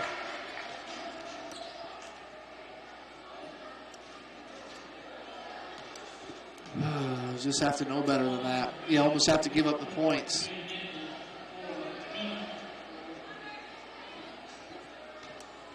All right, Nichols on the line, puts it up. No good. All right, Kenna Mongan comes in, so does Anna Paulsrud. Also in the lineup now, Camille Zwiefel, Lexi Pingle, and Grace Anderson. And the free throw is put up and good by Nichols. 54-38 is the score. Kenna Mongan drives, gets it off to Camille Zwiefel. She gets it to Anna Paulsrud, drives, puts it up, no good, too hard off the glass. And the rebound goes off to Rossford. Now it'll come across the line with Stokes. Stokes with the left hand. Now she goes back to right hand. Nice move, but misses the shot. And she'll be tied up and belongs to the Midgets. Good job by Grace Anderson. 4:31 to go here. They'll bring it outside. Driving to the right. There we go. The shot from the outside is no good by Moore. Knocked out of bounds off of Lexi. Lexi gets a lot of rebound. Not very big, but likes to play aggressive. All right, ball to be played in by Rossford. Gets it outside. There goes Kendall with one up in the air. I think she's up to 19 points now. Here's Kenna Mongan. Working it in the corner. Nice pass that time from Grace Anderson, but the layup is missed. And then Jenna Jennis comes up from behind, knocks the ball out of bounds.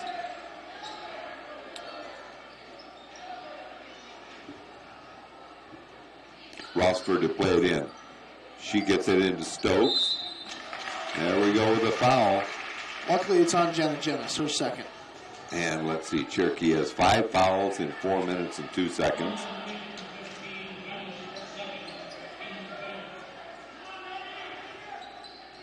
And they get it on the right-hand side to Moore. Driving shot up good. The finish makes it 54-43, and Cherokee needs a timeout. 3:52 to go here in the third quarter. It's Cherokee with an 11-point lead. And we'll check and see if it's a full timeout. It is a full timeout. We'll be back in 60. I'm Cherokee head girls basketball coach Brandon. We have been serving the financial needs of this area for a long time. Many of today's customers are the great-grandchildren of yesterday's. As we look ahead, we are very thankful for the opportunity to serve the financial needs of this area. Cherokee State Bank, member FDIC, a tradition of community banking. It's a tradition that's just our way. Cherokee State Bank, celebrating 125 years of serving you. Our goal is to get real estate results at Rasmus Realty in Cherokee. From the moment you decide to sell or buy, we are here for you. Get results with Rasmus Realty. We market your home to ensure buyers can find you. Therapy Associates in Cherokee and Stone Lake is here for you. Their professional staff provides these services: physical therapy, speech therapy, occupational therapy, massage and aquatic therapy, along with wellness. If you feel you can benefit from that any could of their have gone the services, other way. please give them a call today. Lexi Pingle gets an and one opportunity here. 54-43, and that's going to be foul number 4 on Jordan Stokes. Free throws up and no good. So the score stays 54-43. Are you sure it isn't 56? Anyway, we'll get it on the left-hand side to Rossford. Ball tipped loose in the corner. It's Tyndall. Double teamed. Dribbles, has the ball stolen by Teagan. Now just a finish. Let's see if she can finish, and she does. Now it's 56. 56-43 Cherokee. As it was down to a 9-point lead about a minute and a half ago. Now it's 13. Coach Lauder just says, why? Paulsrud almost had the foul, and then she hopped back in there. 6 foul in less than 5 minutes. It's going to be a long second half. Rossford gets it in to Moore. Shot no good, and the rebound is taken off. Braves lead 58-43. It's in the corner. They bring it back out, and shot up good by Teagan. Boy, she is just having a banner night. 25 points. This might be, can't remember, it might be her career high. Career high. She's close. I know she's been in the 20s before, but 27, I think it is. This one's up. No good.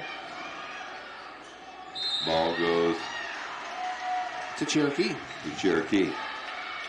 All right, Braves get that lead back up now to 17 points, 60-43 with 2:51 to go here in the third quarter.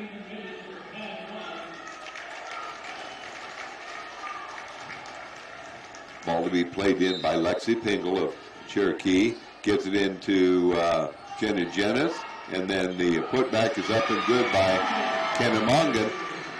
Kenna's having a nice game with 9 points. And there's the bounce pass with Cherokee with pressure on in the backcourt. Timeout with Don Martindale. 62-43 Cherokee Braves. Full timeout. We'll be back in 60 seconds.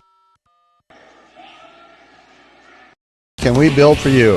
At Holstein Fabrication, we have state-of-the-art equipment and world-class Midwestern work ethic to design, fabricate, and produce metal parts, weld metals, and produce products in a timely manner. We specialize in laser cutting stainless steel sheet, plate, and now with a 3-dimensional laser table, we can work with square and round tube, punch holes, and bend with extreme accuracy. What can we build for you? Visit us today and let's find out at Holstein Manufacturing, a division of Holstein Fabrication. With fall comes the start of football, volleyball, and cross country. Hi, I'm Dr. Kayla Ludvigson, and with a Bachelor's of Science degree from the University of Iowa in athletic training, I especially love to treat and help prevent sports-related injuries. Adjustments help your body function at its best. This means recovery from long practices, hard hits on a Friday night, or sore shoulders from swinging hard, or ankles and knees from running those extra miles can all be dealt with easier by your body. Kinesiotaping is also available. Come see me, Dr. Kayla Ludvigson, at Ludvigson Chiropractic, 225-6198, for relief from sports-related injuries. All right, back to action. Cherokee and a fast break. Layup is up and good by Jenna Jennis after a steal. So the Braves now up to a 21-point lead at 64-43 with 2:17 to go. Braves trying to go 2-0 Lakes Conference play and move their record to 6-1. As Tyndall has it on the left side, gets it out to Rossford. Rossford has the ball stolen, and we'll have a foul called, stolen by Teagan Slaughter.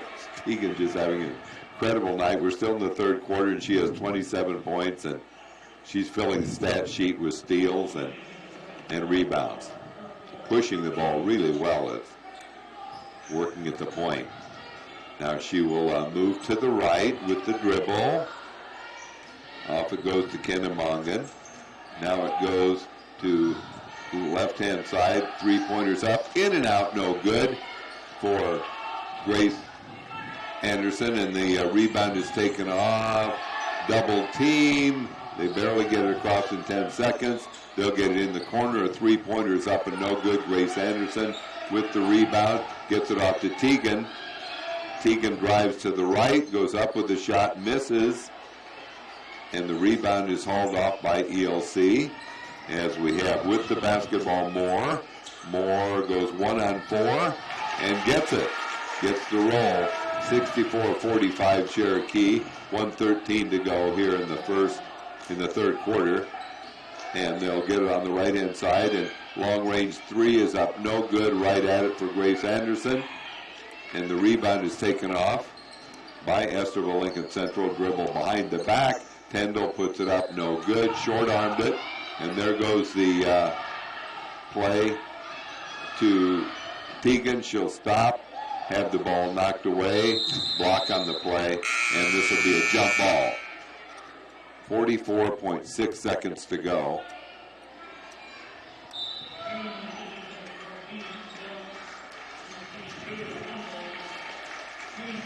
.6 seconds to go here in the third. And it's 64-45 in favor of Cherokee. So Lexi Pingle to play it in for the Braves. She gets it out to Grace Anderson. Grace gets it left-hand side to Paulsrud. Now driving will be Camille Zweifel, and she'll get the line to shoot a couple. Kind of reminds me of the Spencer game last year at Spencer. I think there was about 100 fouls between the girls and boys game. Well, there have been plenty here in the girls' game. Free throws up and good by Camille.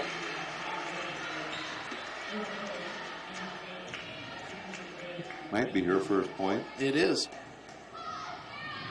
Next one is up, and this one no good.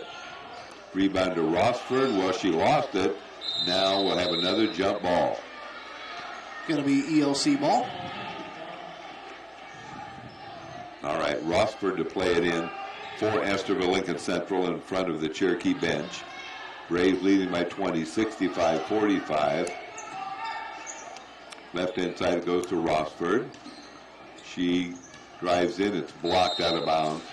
Ooh. No contact on that one. Now that's one where I thought there probably would be a foul. 24.2 to go in the third. Cherokee leading it by 20. Rossford gets it outside. With the basketball is Maggie White. Now almost an over and back. Camille's going to be whistled with a foul here. She got shoved over. She got run over. Her third foul.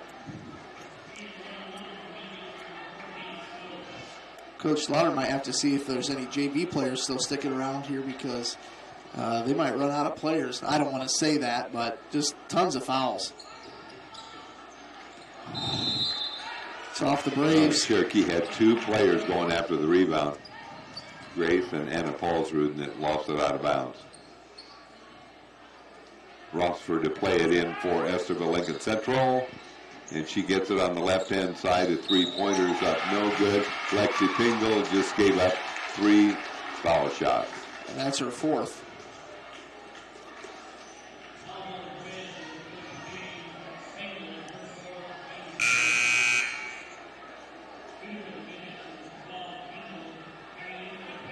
So you've got Lexi and Jamae on the bench, both with 4 fouls. All right, Kennemongan in for Cherokee. Tyndall puts it up. It is no good. Stepped up goes out of bounds. Good defense there by Grace Anderson.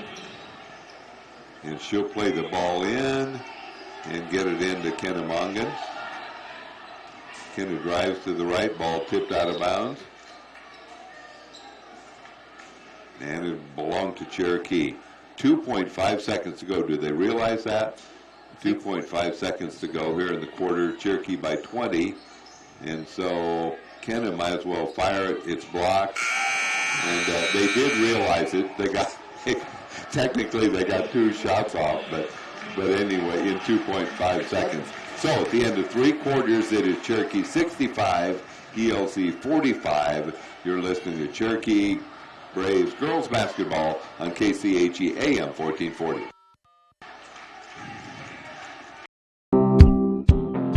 Costly dental coverage and paying out of pocket are a thing of the past. At Ryder Family Dentistry, we now offer dental membership plans starting at just $14 a month for children. With this, you receive cleanings, exams, and routine x-rays plus discounts if procedures are needed. Don't pay a dime out of pocket for preventative care. We've got you covered with dental membership plans at Ryder Family Dentistry in Cherokee, your whole health family dental practice. Here for you so you can be you at Kiva Boutique in downtown Cherokee. Before the weekend hits, hit Kiva Boutique in downtown Cherokee. A night out with the girls, a formal event with friends. Style, selection, and service. Here for you so you can be you at Kiva Boutique in downtown Cherokee. Athletic gear and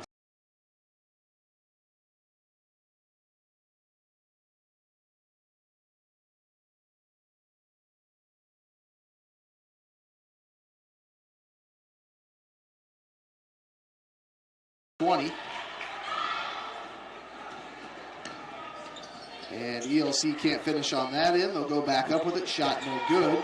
Rebound once again. Shot no good. Jamae finally pulls down the board. And now she's on the floor. Let's see if she can get it off to Grace. Megan Boger was all alone. Will this be 30? 30 points for Tegan. Big night. 68-45 Cherokee. Dribble by, it'll be Rhodes, it'll be outside, and the three-pointer's up and good. Long range shot is put up by Jordan Stokes. And Stokes only 7, she averages 11.3. Here goes Jamae, goes up with a shot, good. Jamae at least in double figures with 11 now. Nice to have her back out on the floor. 70-48 is the score in favor of the Braves. Stokes, Tyndall. Now it's intercepted by Jamae. Can she finish with a left hand? Misses again. Going to be ELC ball. Always tough to finish in transition with that left hand, especially when you got two defenders right there. And the ball is played in for Estherville Lincoln Central. With the basketball, it is Stokes. Has it on the outside to Tyndall. In the corner, Mitchell's no good. Grace Anderson gets the rebound. Nice rebound. Gets it off to Tegan. Tegan drives to the right, spins. Gets it off to Jamae for 3. No good. Tipped and offensive rebound for Megan Boger. She stepped out of bounds. So she'll get credit for a turnover and a rebound. 70-48 is the score in favor of Cherokee. And the ball to be played in. Now comes to Stokes. Stokes drives to the right, being guarded by Tegan Slaughter. Tegan, a really good defender. She gets the ball loose again. Here she goes for 32 points. And it's up and good. Got to be a career high, we know that by now. 32 points for Tegan Slaughter. And they'll work it left-hand side, driving. They get it to Stokes. Kendall, no good. Here we go with the outlet, as we'll have the pass. I don't think she saw Jamae on the left side. Threw it to Megan Boger, and it was intercepted. There's a scoop shot up and good that time by Kendall. Kendall with 21. Here goes Lexi the other way. And Cherokee to play it in. And some reserves coming in for Cherokee. But those three, when they come in, they just fit right in with the starters. I agree. So they'll play the ball in, bring it out to Kenna, puts it up right-handed. And then not sure whether that was called while she was shooting or just after she got, I think it was on the floor. Yes. On the floor. Anna Paulsrud had the rebound. And the ball will be played in by Lexi Pingle. And the Braves will play it in beneath their own basket, leading 72-50. Braves trying to go to 6-1 and 2-0 in Lakes Conference play against a very good Estherville Lincoln Central team.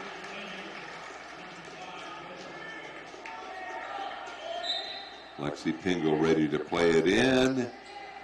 And she gets it outside to Kenna. Back it goes to Lexi. Scoops in. Oh my gosh. Called for traveling. Mitchell's to play it in. And she gets it in to Stokes. Stokes with a crossover dribble. Works with the left hand, gets it in the corner. That time to Sander. Now it's back outside. Tyndall. Kendall is fouled by Kennemonga. That is Kenna's, fourth.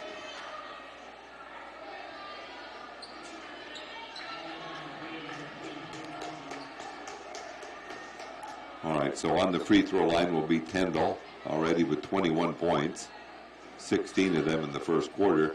That's up and good. 72-51.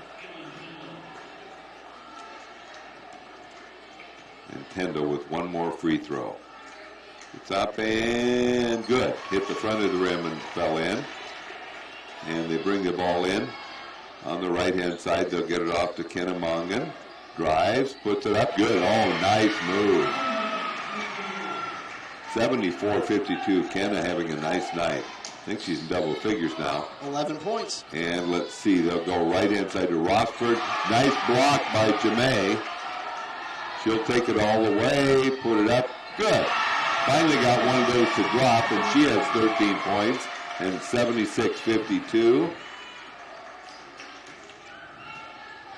And we have in the corner, the shot is put up and good. 2 points. Nice shot. It's a two-pointer that time by Abby Sander, just barely inside the three-point line. And Lexi Pingle gets it off. They'll get it outside. Janae took off before she put the ball down.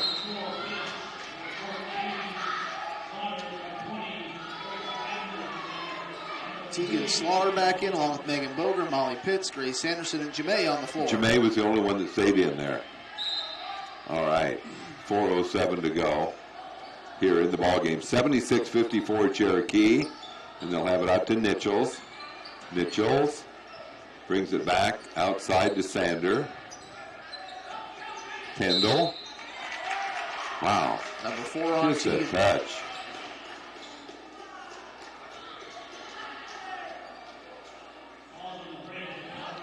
They've been consistent, I'll say that. 76-54 Cherokee. 2 free throws on the way. 2 free throws for Kendall. It's up and good. Nice form. She's up to 23 points. Molly Pitts was in for a moment. She's out. Lexi Pingle back in. And the next free throw is up and also good. She's a good baller. And it'll be Tegan Slaughter driving to the right, brings it back out to Grace. Grace gets it out to Tegan Slaughter. Tegan penetrates with the left hand, now gets it off to Lexi Pingle. Good. Lexi Pingle on the left side. She's up to 17 points, right around her average. Cherokee still with pressure on, leading by 22. 3:27 to go. They'll work it left-hand side in the corner. Here goes another three. This one is no good, but Rossford gets the inside and puts it up and good. Lexi with 4 fouls just let her go.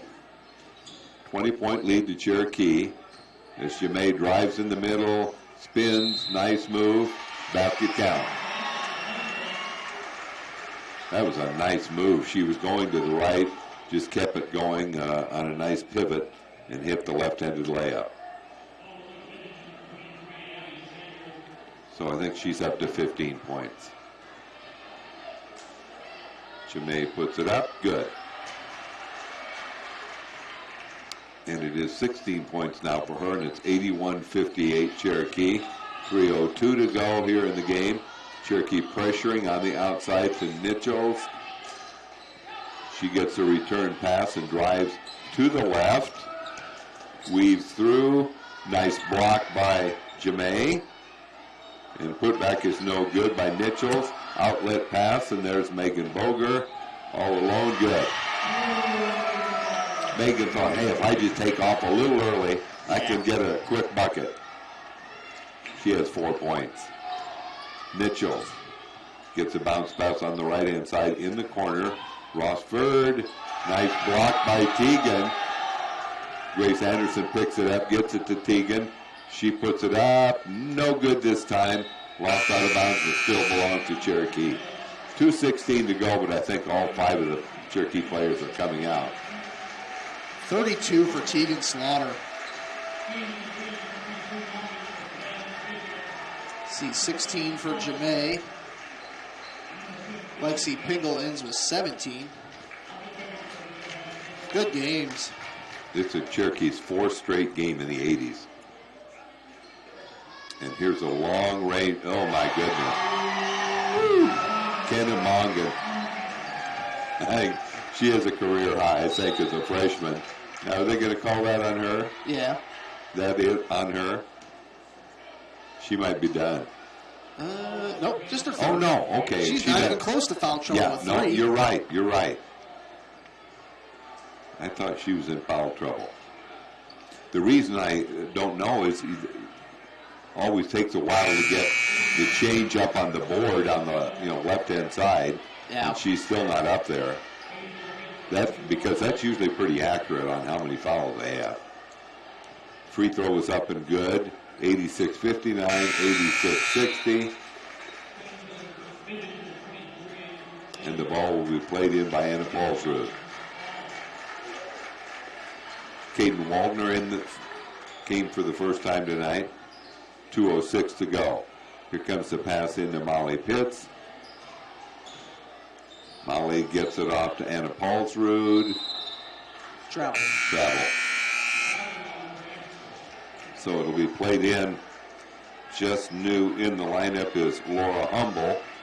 Humble is a senior. And they have the ball underneath, lost as they got it off to Bree to stop her, and she lost it out of bounds. So Braves play it in, leading 86-60. And the ball will be played in by Jenna Jennis. As soon as we get back to action here, Dale Behringer over at the scorer's table.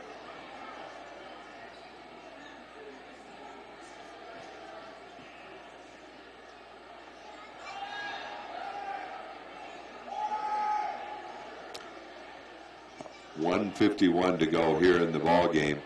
86-60 in favor of Cherokee.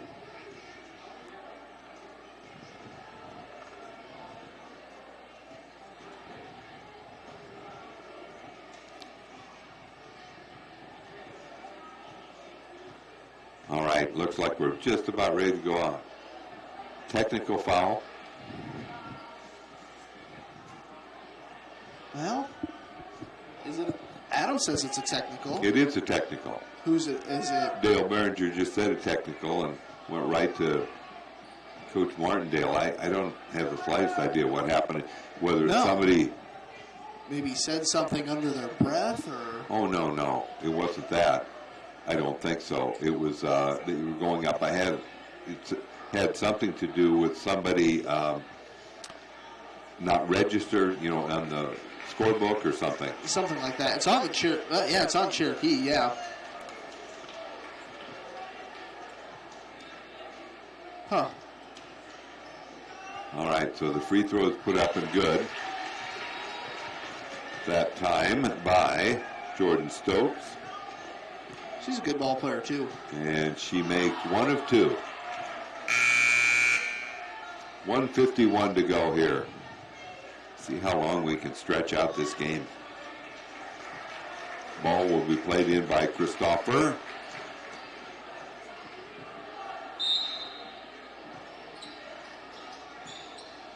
All right, they get it in the backcourt to Henrich. Henrich, crossover dribble, works the left-hand side, left baseline. Shot is put up and good by Laura Humble. That's her first 2 points, and it's 86-62. Driving shot by Molly Pitts, no good, and then she went after the rebound, but it was out of bounds. Jaylee Happy also in for Cherokee. And also Taylor Christensen. There's a drive. They'll work it on the right-hand side. Taylor has a different uniform on tonight. That could be it. Yeah, she's. I saw her in the JV game. She's normally 22, but tonight she's 25. There's a driving shot. He's put up and good that time.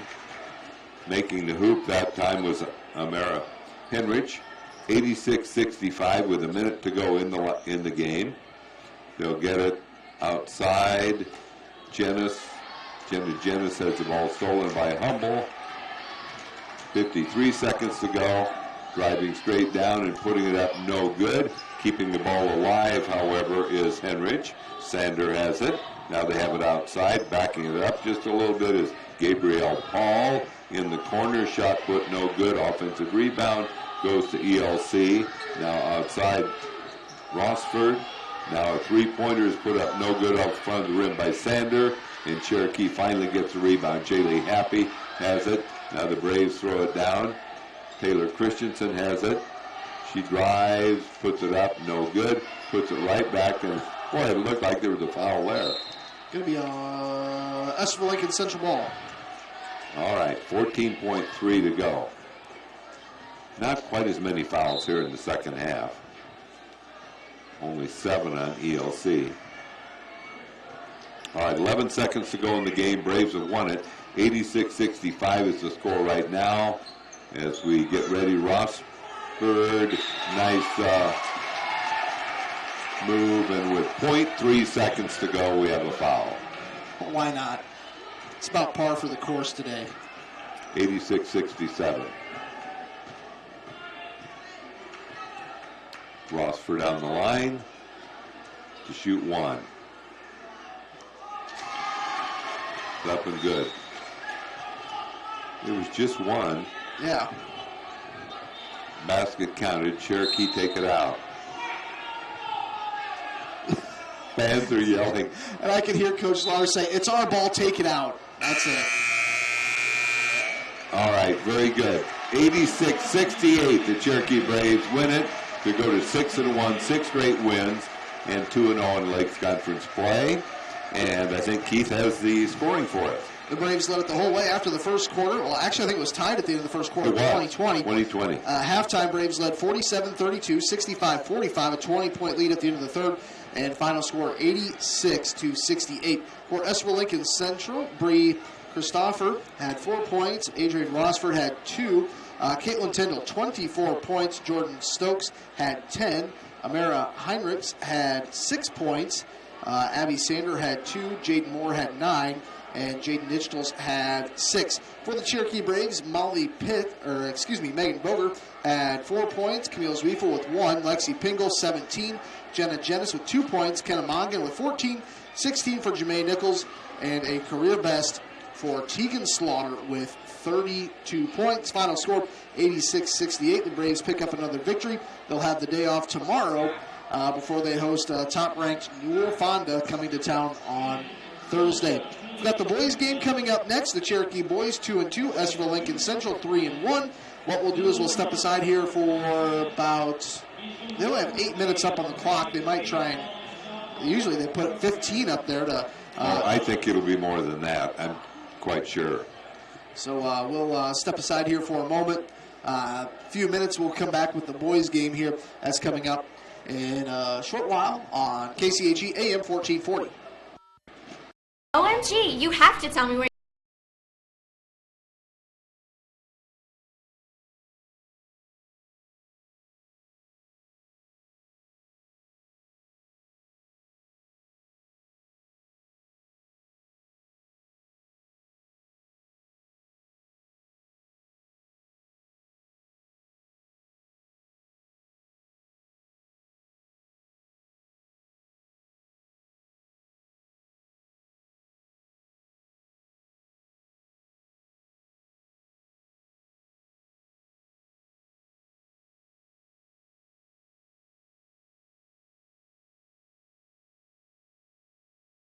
Of yesterdays. As we look ahead, we are very thankful for the opportunity to serve the financial needs of this area. Cherokee State Bank, member FDIC, a tradition of community banking. It's a tradition that's just our way. Cherokee State Bank, celebrating 125 years of serving you. Our goal is to get real estate results at Rasmus Realty in Cherokee. From the moment you decide to sell or buy, we are here for you.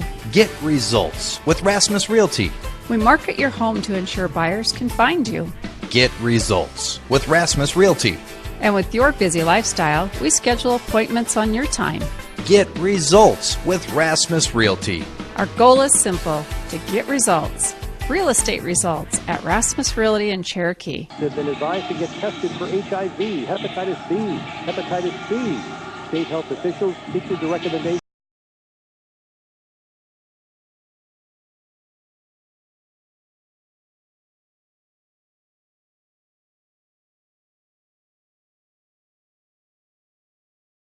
Produce metal parts, weld metals, and produce products in a timely manner. We specialize in laser cutting stainless steel sheet, plate, and now with a three-dimensional laser table, we can work with square and round tube, punch holes, and bend with extreme accuracy. What can we build for you? Visit us today and let's find out at Holstein Manufacturing, a division of Holstein Fabrication. With fall comes the start of football, volleyball, and cross country. Hi, I'm Dr. Kayla Ludvigson, and with a Bachelor's of Science degree from the University of Iowa in athletic training, I especially love to treat and help prevent sports-related injuries. Adjustments help your body function at its best. This means recovery from long practices, hard hits on a Friday night, or sore shoulders from swinging hard, or ankles and knees from running those extra miles can all be dealt with easier by your body. Kinesiotaping is also available. Come see me, Dr. Kayla Ludvigson, at Ludvigson Chiropractic, 225-6198 for relief from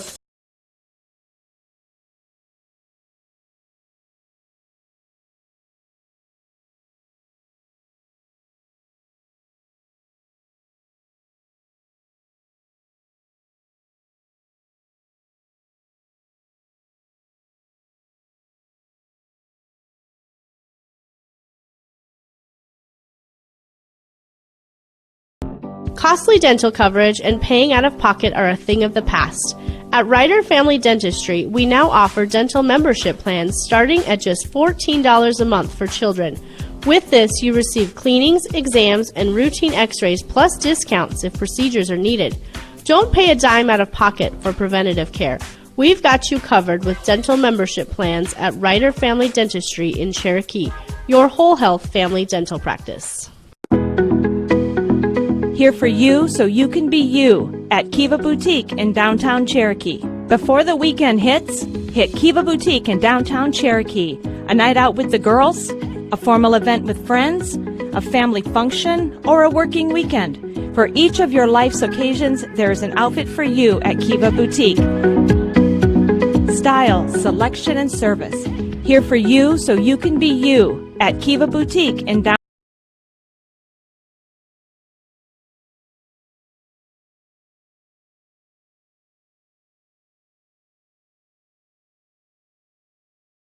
You won't believe this, but I found it right here in Cherokee at B's Uptown Boutique. Wow, that's awesome, but I bet it was expensive. It actually wasn't. Their prices are affordable, and want to hear the best part? They have great business wear for at work too, and I also just picked up some new workout clothes for when I go to the gym. Wow, sounds like I need to head to B's Uptown Boutique. It really is where comfort and fashion come together.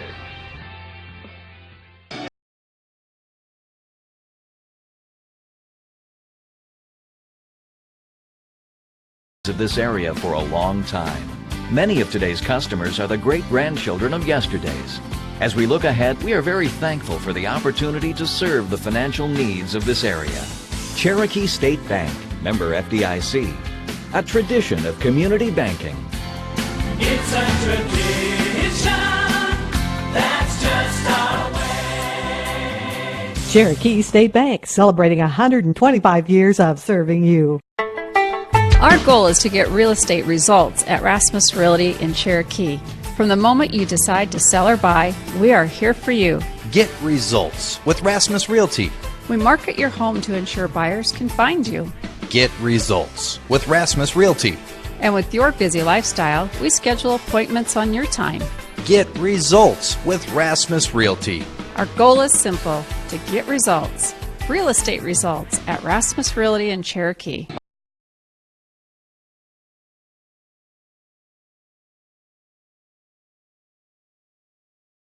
Regional Medical Center has been providing high-quality medical services in the heart of Northwest Iowa. Our modern facilities and state-of-the-art technology provide the professional medical services our patients deserve with the convenience of staying close to home. We know that everyone's healthcare needs are unique. We take pride in treating your individual needs in a personal manner you can trust. You have many choices in healthcare. Choose someone who truly cares about you. Cherokee Regional Medical Center. Professional care made personal. Since the 1920s, the Boothby family has been serving the people of the Cherokee area. Our name is synonymous with professionalism, caring, compassion, and understanding. As third-generation funeral directors, Richard and David Boothby pride ourselves in our commitment to the families we serve. We will provide a professional and dignified service for your loved one, whether it is a traditional service, cremation with a memorial service, or a simple graveside service. We would be honored and privileged to serve your family like it was our own. Contact Richard or David Boothby and set up an appointment and put your mind at ease. The Boothby Funeral Home on East Main in downtown Cherokee.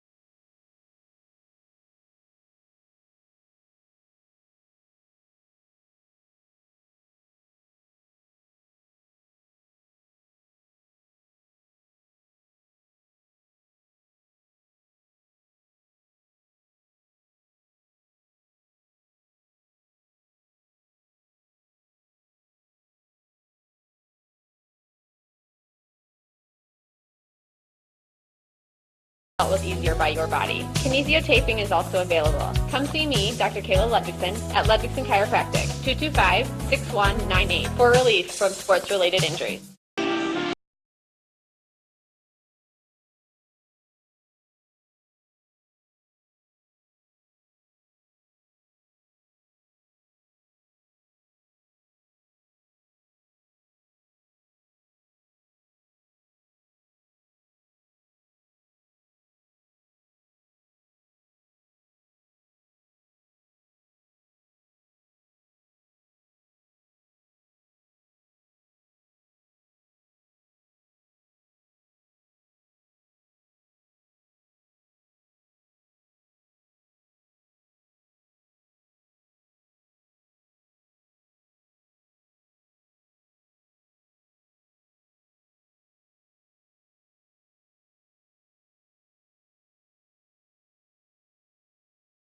Each of your life's occasions, there is an outfit for you at Kiva Boutique. Style, selection, and service. Here for you so you can be you at Kiva Boutique in downtown Cherokee.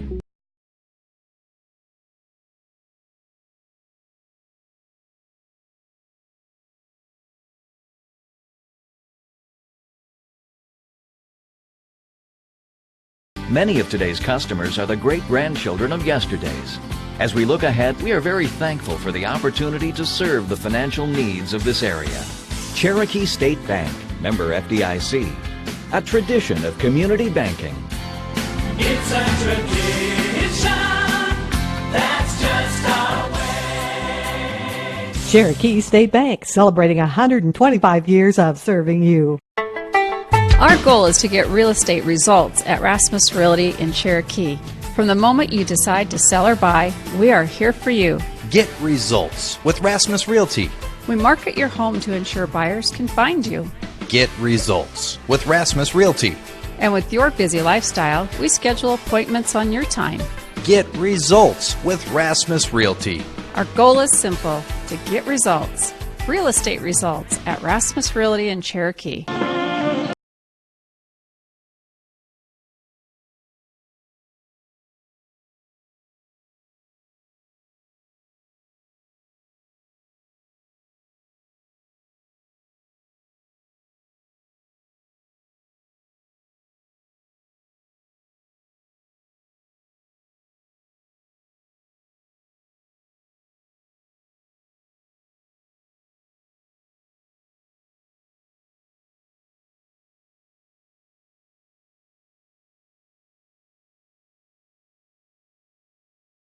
people of the Cherokee area.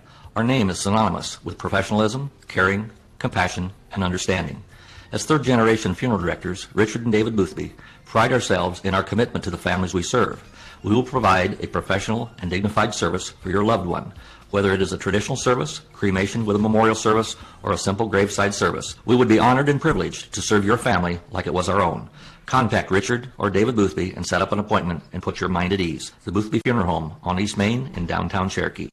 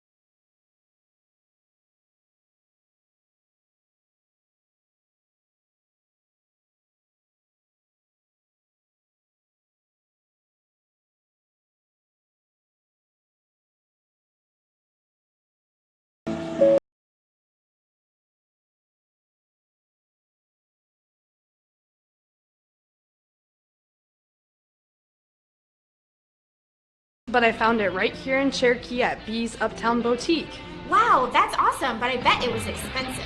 It actually wasn't. Their prices are affordable, and want to hear the best part? They have great business wear for at work too, and I also just picked up some new workout clothes for when I go to the gym.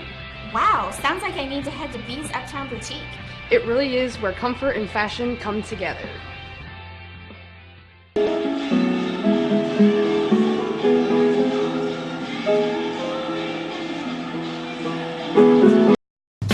We have been serving the financial needs of this area for a long time. Many of today's customers are the great-grandchildren of yesterday's.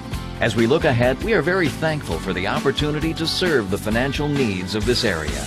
Cherokee State Bank, member FDIC, a tradition of community banking. It's a tradition that's just our way. Cherokee State Bank, celebrating 125 years of serving you. Our goal is to get real estate results at Rasmus Realty in Cherokee. From the moment you decide to sell or buy, we are here for you. Get results with Rasmus Realty. We market your home to ensure buyers can find you. Get results with Rasmus Realty. And with your busy lifestyle, we schedule appointments on your time. Get results with Rasmus Realty. Our goal is simple, to get results. Real estate results at Rasmus Realty in Cherokee. Tell you a little bit about tonight's each starting lineup. It'll be Kevin Eglin starting for Esther Lincoln Central. Then it'll be Isaac Sander. He'll wear number 3. Then you have number 4, Matthew Christensen. Then you have Adrian Vaughn. He'll wear number 5. Then you have my favorite name in the Lakes Conference. You have number 14, Octavius Percy Mays. Yes. I was telling, what's the radio? You've got one more year because One more year as a junior. What's the other radio guy?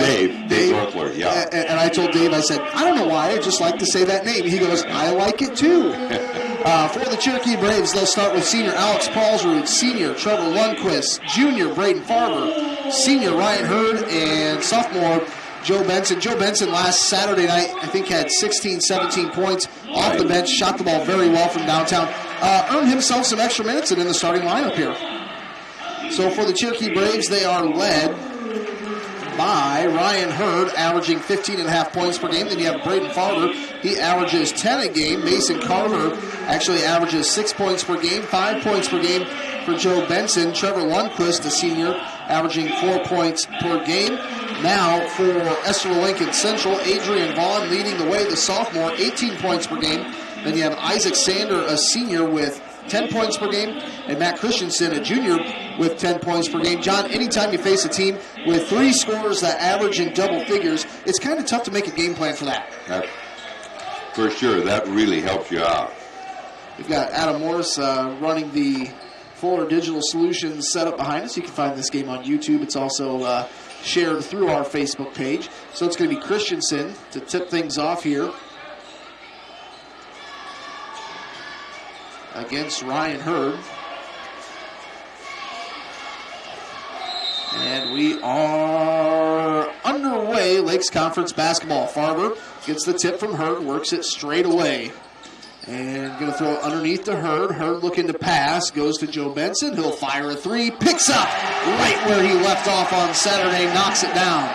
Here's Percy Mays. Percy Mays working against Benson. Braves in a 2-3 zone. Now they work it left side. That's going to be Eglin. Eglin goes to Sander. Now back to Eglin. Now to Mays. Mays with it. Right side. Out past the 3-point line. A bounce pass to Eglin. Eglin goes to Sander. He'll pull the trigger on a 3 left side. They answer right back. The southpaw knocked it down. ELC going to go with a little full court pressure here. Ryan Hurd going to get it up the floor. Trevor Lundquist goes a pass underneath to Paulsrud, and he was fouled. I was going to say Alex used a little bit of hesitation and a pump fake there to get himself to the free throw line. Yes, he did. And for a moment, I thought maybe that was going to get called. So the foul will be charged to Octavius Percy Mays, his first. Alex Paulsrud at the free throw line. We're tied 3-3. Free throws up and good. 4-3. Alex Paulsrud breaks the tie for the Braves. So that second free throw is up and good. Makes it 5-3. Here's Eglin. He'll bring the ball up. Seems like there's been an Eglin on ELC's basketball team for about a long time. 10 years. Eglin picks up the loose ball, goes to Christensen, right wing, and he'll throw on a pump fake. Now goes to Sander. He'll pump fake, right side baseline. Percy Mays dribbles to the right elbow, pulls back. Sander for 3, too hard, and that's going to be out of bounds on Eglin, so it'll be Cherokee Braves ball. Braves lead 5-3, 6:55 to go opening quarter. We're listening to Lakes Conference basketball. They'll get the ball into Joe Benson. Joe goes to Farber. Farber has it knocked loose. They'll go underneath Paulsrud. He'll pump fake, goes up strong, lays it in. Nice job breaking the press there by the Braves. They lead 7-3. Here's Percy Mays. Octavius, a bounce pass over to the left side. Eglin now back to Percy Mays. Sanders picks it up. Now they go right side. That is Vaughn. He'll drive in, puts it up, shot no good. Rebounded by the Braves. And here's Ryan Hurd. Braves lead 7-3, 6:25 to go. Hurd drives straight away. Now Paulsrud back to Hurd. He'll set the play. Now goes Lundquist out past the perimeter right side. Paulsrud straight away. Farber right wing now. Farber dumps it off to Benson. Joe crosses over, hands it off to Farber. And there's going to be a foul there on Kevin Eglin, the junior of ELC. That'll be their second team foul. His first personal. 7-3 Braves lead. Farber will inbound it near midcourt, far side of the gym here. And they go to Ryan Hurd, right side baseline, pulls it back to Farber. Farber pump fakes, drives, puts it off the glass too high. Paulsrud pump fakes, goes up through contact. Nothing called there as he left it short. He was essentially right under the basket. Here's Percy Mays, dribbles left side. Now they go to Sander, now to Eglin. Percy Mays will take a corner three, left it short, and we're going to have a loose ball picked up by Estherville Lincoln Central. Sander, Isaac with it, goes to Eglin. Excuse me, that's Vaughn. Now Percy Mays. Percy Mays with it. Octavius Percy Mays is a junior. Remember last year he got some playing time. He finds himself in the starting lineup. He'll put a bounce pass to Sander, right side out, past the three-point line. Back to Sander. Braves showing a 2-3 zone here. Percy Mays drives in, lost it. That's going to be Cherokee Braves. Ooh, I thought that went off Christensen. I did too. 7-3 Braves lead here. 5:17 to go. Kobe Grell going to come in. Colton Waltman going to come in. And Mason Carver going to come in. So Coach Hurd going to go with a new look here. Paulsrud goes to the bench. Lundquist to the bench. Lundquist and Benson to the bench. I did see Joe's older brother Jack down. I saw Jack earlier. Nice to see Jack. And here's a three-pointer from Vaughn. Too hard. Kobe Grell got the rebound. Seems like Kobe's getting a little bit more jump in his step as the season goes on. Here's Kobe working in against Christensen. Picks up his dribble. Has to go to Farber in the circle at midcourt. Farber. Bounce pass to Kobe, picks it up. Kobe's going to dribble left elbow, gets it to Waltman. Waltman, good ball movement here from the Braves. Farber, now Kobe, he's going to drive. Baseline jumper, nothing but net, about 12 feet out. And Braves lead 9-3. We've got a 30-second timeout called by Nick Grulke of ELC. So the Braves here, John, are off to a 9-3 start, shooting the ball pretty well and taking good shots. Absolutely, off to a good start, 9-3 lead over Estherville Lincoln Central. And Braves look like they're moving pretty well defensively, not giving away anything easy. So 9-3 in favor of Cherokee. We're halfway through the 30-second timeout. Reminder, the girls did win 86-68. Don't forget, you can check out wholesaleMotors.com. I know right now they've got on there a 2019 Chevy Silverado. It's kind of a dark maroon color, a nice black interior, and it's got some substantial discounts on it. And it's got a lot of the bells and whistles and extras, and it's a great time to buy here at the end of the year. 9-3 in favor of the Cherokee Braves. 3-2 zone this time. Braves kind of switching everything up. Here's Mays. Goes to the corner, stolen away by Hurd, and he'll have to spin. Goes to Farber left side. Farber goes to Carver. Mason Carver with it. He'll hand it off. Picked up by Kobe. They're covering Kobe pretty tight here. Kobe on the right wing. Spins, drives, tough shot off the glass. Got it to go. 11-3 Braves lead. Ball almost stolen away. Here's Eglin. Gets it over to Sander. He lost it. He's out of bounds. Good pressure by Ryan Hurd there. 11-3 in favor of the Cherokee Braves. 3:58 to go, just past the halfway mark. Here's Farver. Farver's going to work it to the right wing. He'll pull the trigger on a three, nothing but net. 14-3. Thought about driving it in, but pulled back and pulled the trigger. Here's Vaughn with it. Vaughn working right wing. Goes to Christensen on the baseline. Christensen working against Farver. And Kobe fell down. Hopefully he's okay. Kobe's in a little bit of pain right now, I think.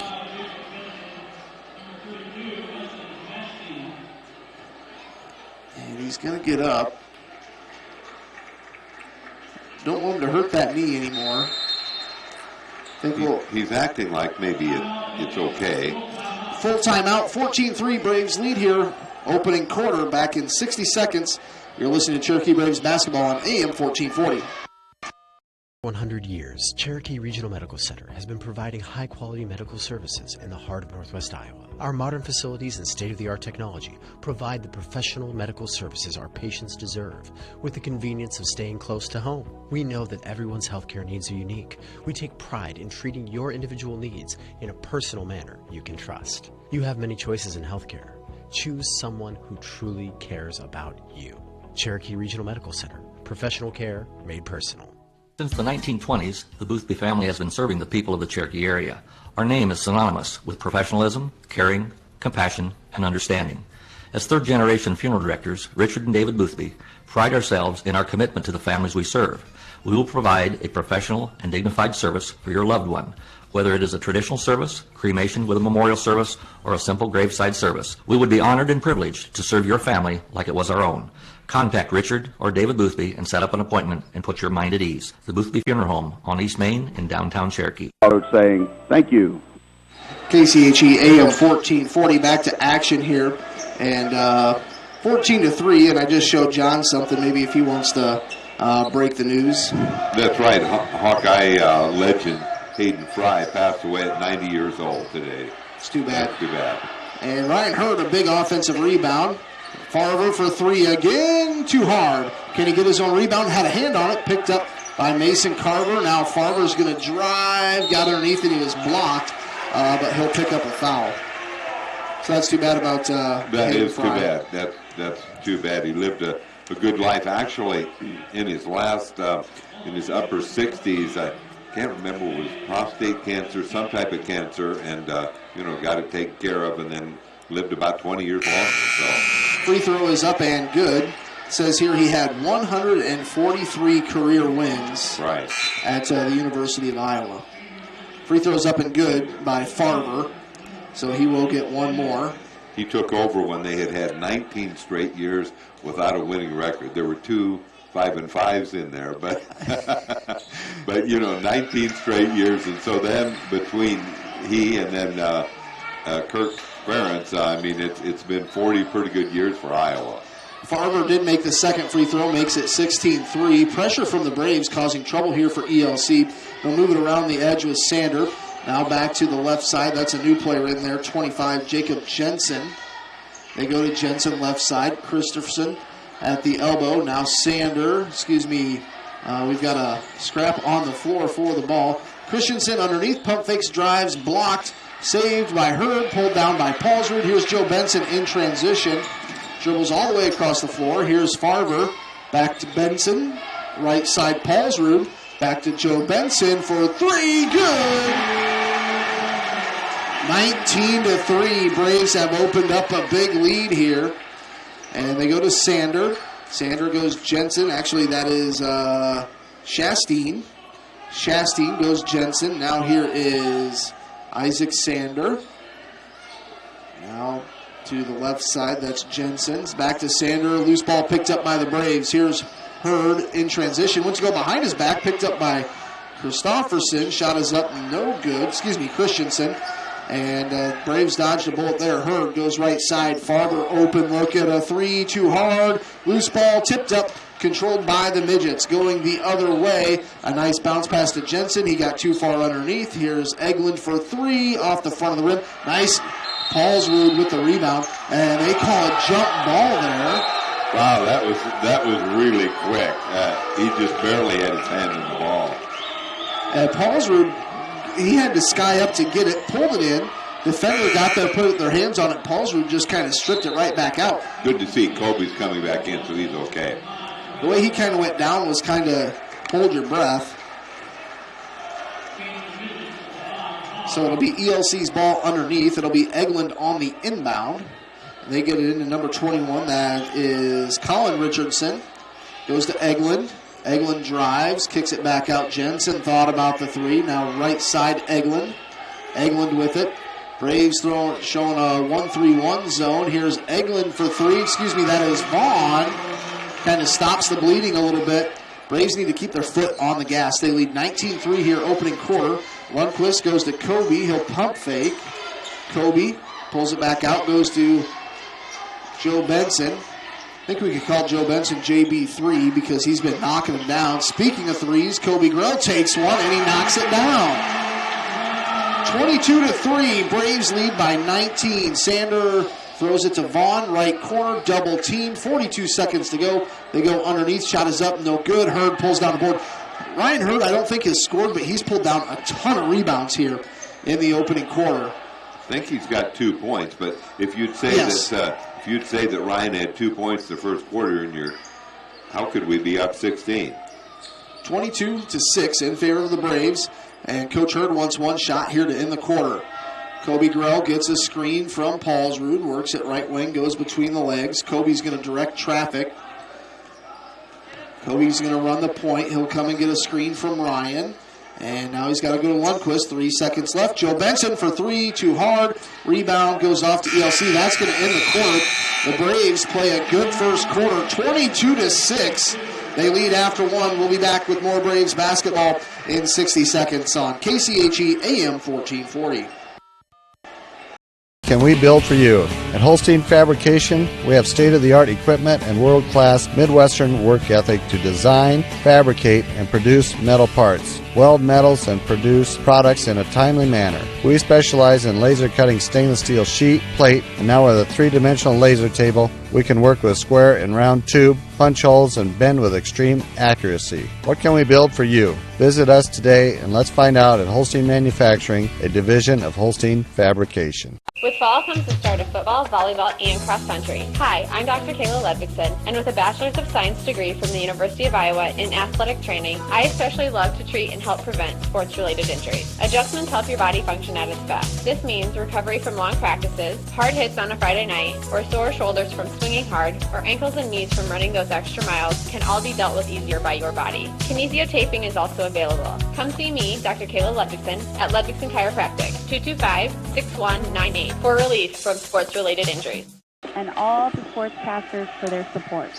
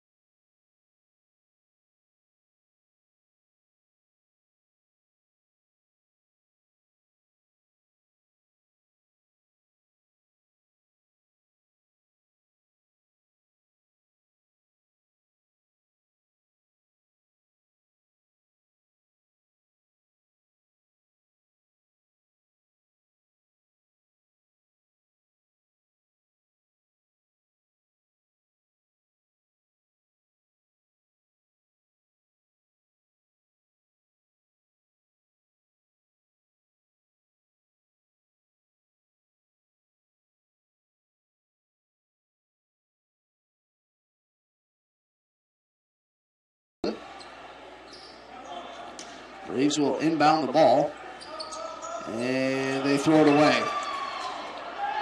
Going the other way, it's a left-hand layup, no good, and Hurd pulls down the board, gets it to Joe Benson. Braves have numbers. Joe Benson crosses over, goes to Carver underneath, left it short. Farver on the Windex glass pickup, puts it in. 24-11 now in favor of the Braves. Hurd almost picked up a foul there. And here's Sander with it. Should be 24-11, I think. It is. It just they just changed it. Just changed. You turned your head and then they put it up. Looks like maybe diamond zone here for the Braves. Here's Sander. Vaughn for three. No good. Rebound is going to be out of bounds. It will stay with Esterville Lincoln Central. 24-11 in favor of Cherokee. They lead here, 6:12 to go. At the end of the first quarter, the lead was 22-6. Vaughn dribbles, pulls it back out, now goes to Eglin. Cross court to Jensen. He'll try a three off the back of the rim. Joe Benson pulls down the board, gets it off to Ryan Hurd. Ryan Hurd across midcourt, goes to Joe. Back at midcourt, dribbles straight away. Farver pump fakes. He'll drive left side baseline, pulls it back out, takes a mid-range jumper, too hard. Ryan Hurd rebound, and he'll go back up with it. Basket will not count. That's too bad. Ryan probably said, no, don't blow that whistle because I'm going to make a basket. 24-11. Kobe Grell going to come in. Colton Waltman going to come in. Lundquist will come out, and Farver. Well, no, actually, Joe Benson. So we've got Grell, Hurd, Carver, Farver, and Waltman. They get it into Ryan Hurd, left wing, straight away to Braden. That's going to be a foul on number 32, Weston Shosteen.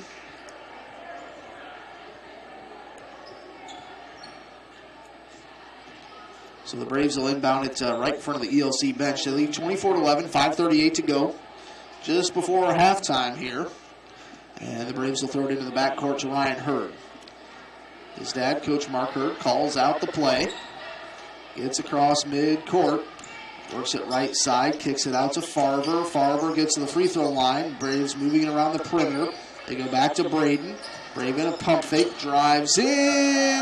Nothing called. Got the rebound. Shot no good. Waltman almost came up with it. And Colton went down. Here is Vaughn in transition the other way. And he can't finish. Rebound pulled down by Farver. And he just jumped on Braden and nothing was called.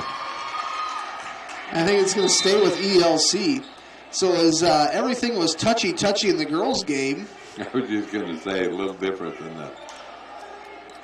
Not calling it much of anything here in the boys. 24-11, Braves lead.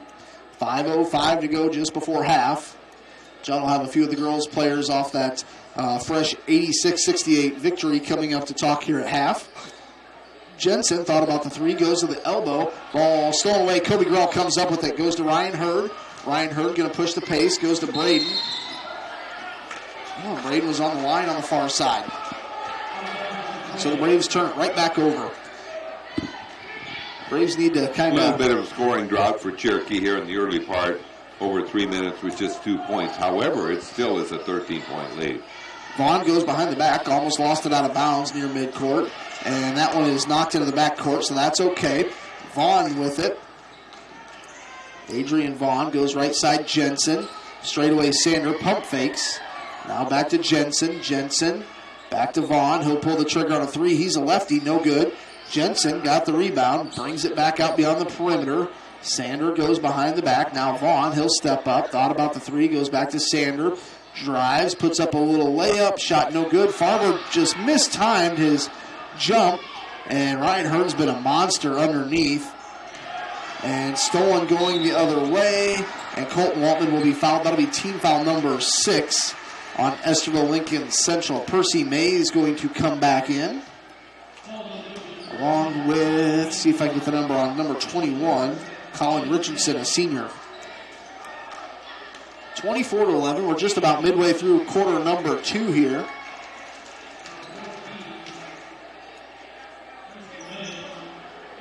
Percy Mays back in the game. Farver will take a break. Paulsrud back into the lineup here for the Braves. Hurd gets the play. Works it right side Carver. He'll pull the trigger on a three and missed that one. I think he was a little too far down that baseline. Percy Mays picks up his dribble on stolen away. They get it off to Kobe Grell. Kobe gets it to Ryan. Ryan hesitates, goes up right down the middle of the lane, got it to go. Nice little hesitation move there by Ryan to give himself a little separation. 26-11, the Braves now lead. Here's Percy Mays with it. Braves showing like a 2-3-1 zone. That would put 6 on the floor. That's not correct. It's kind of a combination 3-2. They're calling 5 second or 3 in the lane. Joe Benson comes in for Kobe Grell. And I think Coach Hurd wants a timeout, or actually it's going to be by Coach Nick Wilkie a 30-second timeout. We'll take this moment here to remind you the Braves lead 26-11. Go to wholesalermotors.com. Check out a 2019 Chevy Silverado. It's kind of a dark maroon in color. It's got the nice dark interior. It's got heated seats, heated steering wheel. It's got the remote start. John O'Connor would just love that in the wintertime. I don't know if I would picture John O'Connor to be a pickup man. Have you ever had a pickup? Probably not. But hey, I bet if it's got a heated steering wheel, you could probably be talked into it. Okay. And it is a nice truck, and there is some substantial discounts on this thing. End of year special. Check out wholesalermotors.com for more information. 26-11, Braves lead. They'll inbound the ball. ELC going to come out full court press here.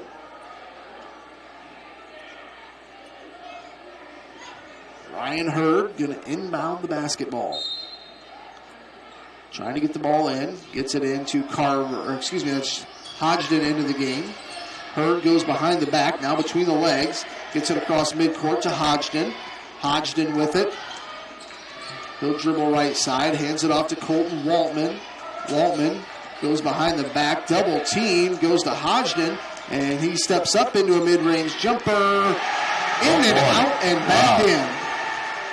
28-11, Braves lead. 3 minutes to go here just before half. Joe Benson just picked up a foul. That'll be his first personal. Braves, I think their third team foul. 2:58 to go. Just before the half. 28-11. Clock starts as they get it into Percy Mays. He gets it over to Vaughn. Vaughn with it. Dribbles middle. Pulls out Sander. Now Percy Mays, left side baseline. He'll drive to the left elbow. Kicks it back out to Sander. This zone defense here by the Braves is really causing issues.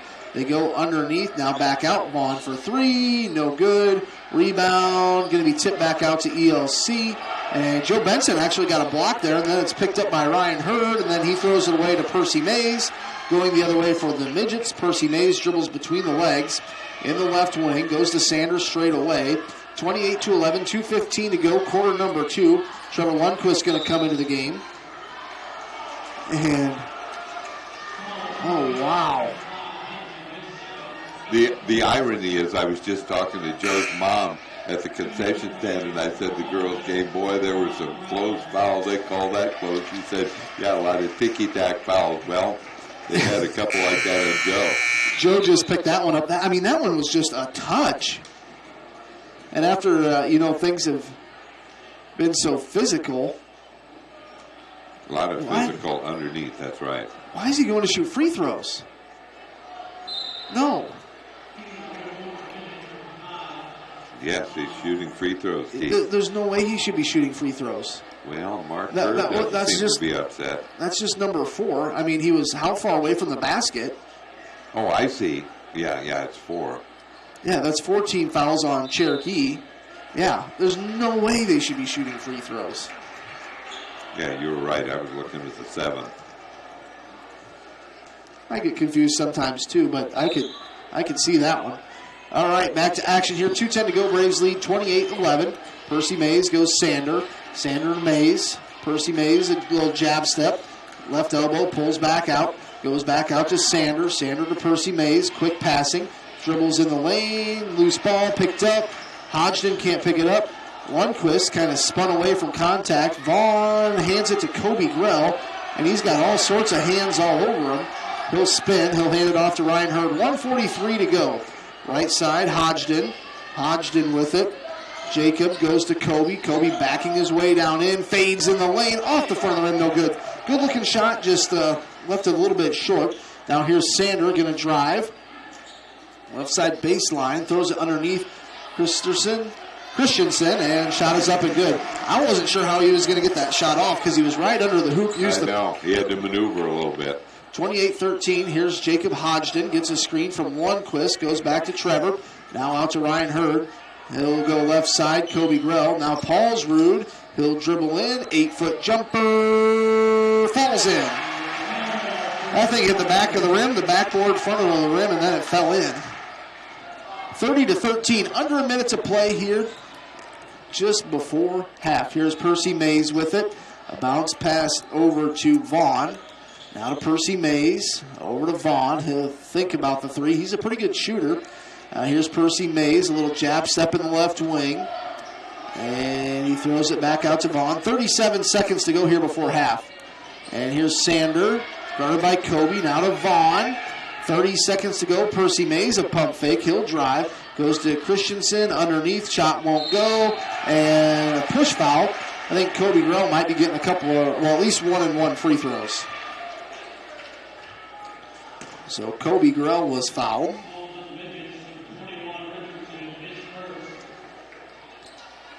(30-13) in favor of the Braves here. 24 seconds to go before half. 1-and-1 here. Free throw is up, off the heel of the rim. Paulsrud trying to get the rebound. He ran out of real estate. Good effort there. So it's going to be ELC ball.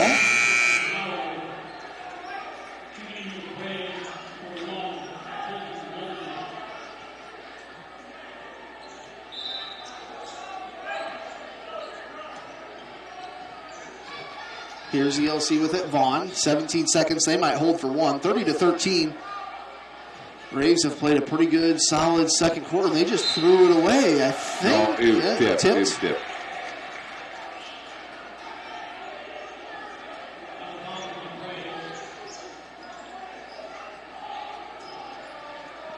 So ELC will get it in. Just 8 seconds left.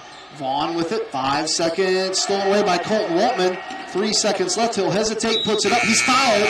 So I believe Colton Waltman going to get 2 free throws here to end the half. Will they make him shoot it with everybody on the line? Oh, he's going to be all alone. I never like that. I wouldn't like to be by myself on the free throw line. Awful lonely there. Uh-oh, get up. Got it. Did. Got the first one. 31-13.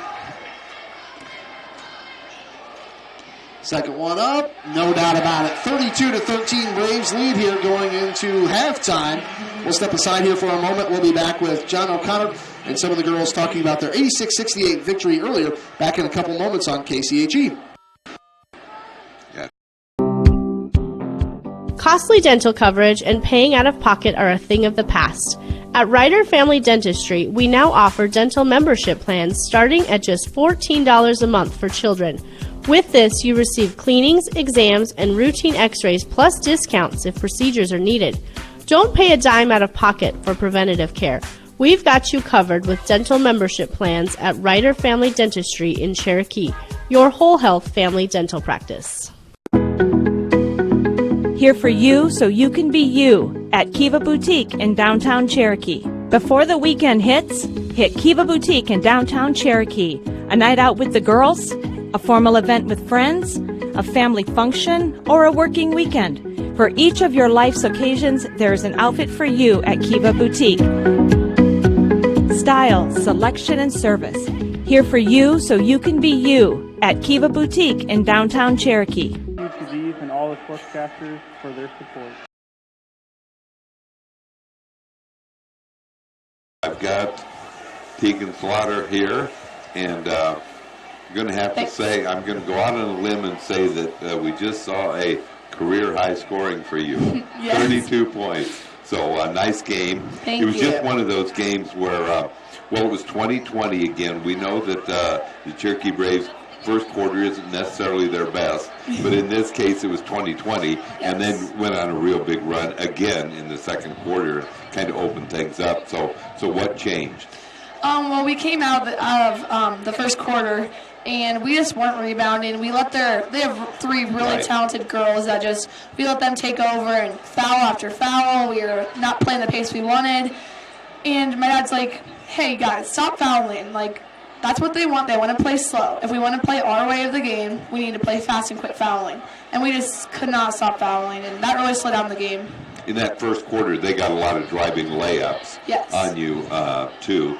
And but that didn't seem to happen nearly as much after that. So kind of opened things up and continued to play. And, you know, the thing is, I don't know if you're aware of this, but the last 4 games, Cherokee Braves have been in the 80s, mid-80s, you know, so you're back to your old, where your average is now. The last 4 years, the Braves have been like 78 points a game, which is fun to watch. And I think you're 75 going into the day, so you're right about there. But so tell us a little bit about how you feel about one day off, I'm sure practice tomorrow, and then Newell Fonda coming to town. Yeah, we just really got to come back and get a good practice tomorrow because Newell Fonda is a solid team. They play fast. They like to play just like us. They full court press, and we just got to learn to be able to handle the intensity. Not the last 2 years. I don't know if you remember back your freshman year, but there was a time when you played them a couple of times in the Jamboree. Do you remember that? Yeah, my freshman year we played them. Freshman year, yes. Okay, because it's always a good matchup.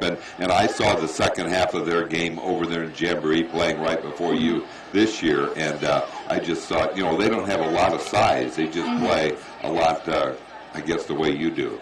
Yeah, they're super fast. Yeah, they really are. And, of course, they're defending state champs. They did lose some players off that, but so did you. So, anyway, well, congratulations on a real good game. Thank you. Have a good practice tomorrow, and we'll see you here on Thursday night. Thank you. All right, very good. All right, let's see who wants to be next. I don't know.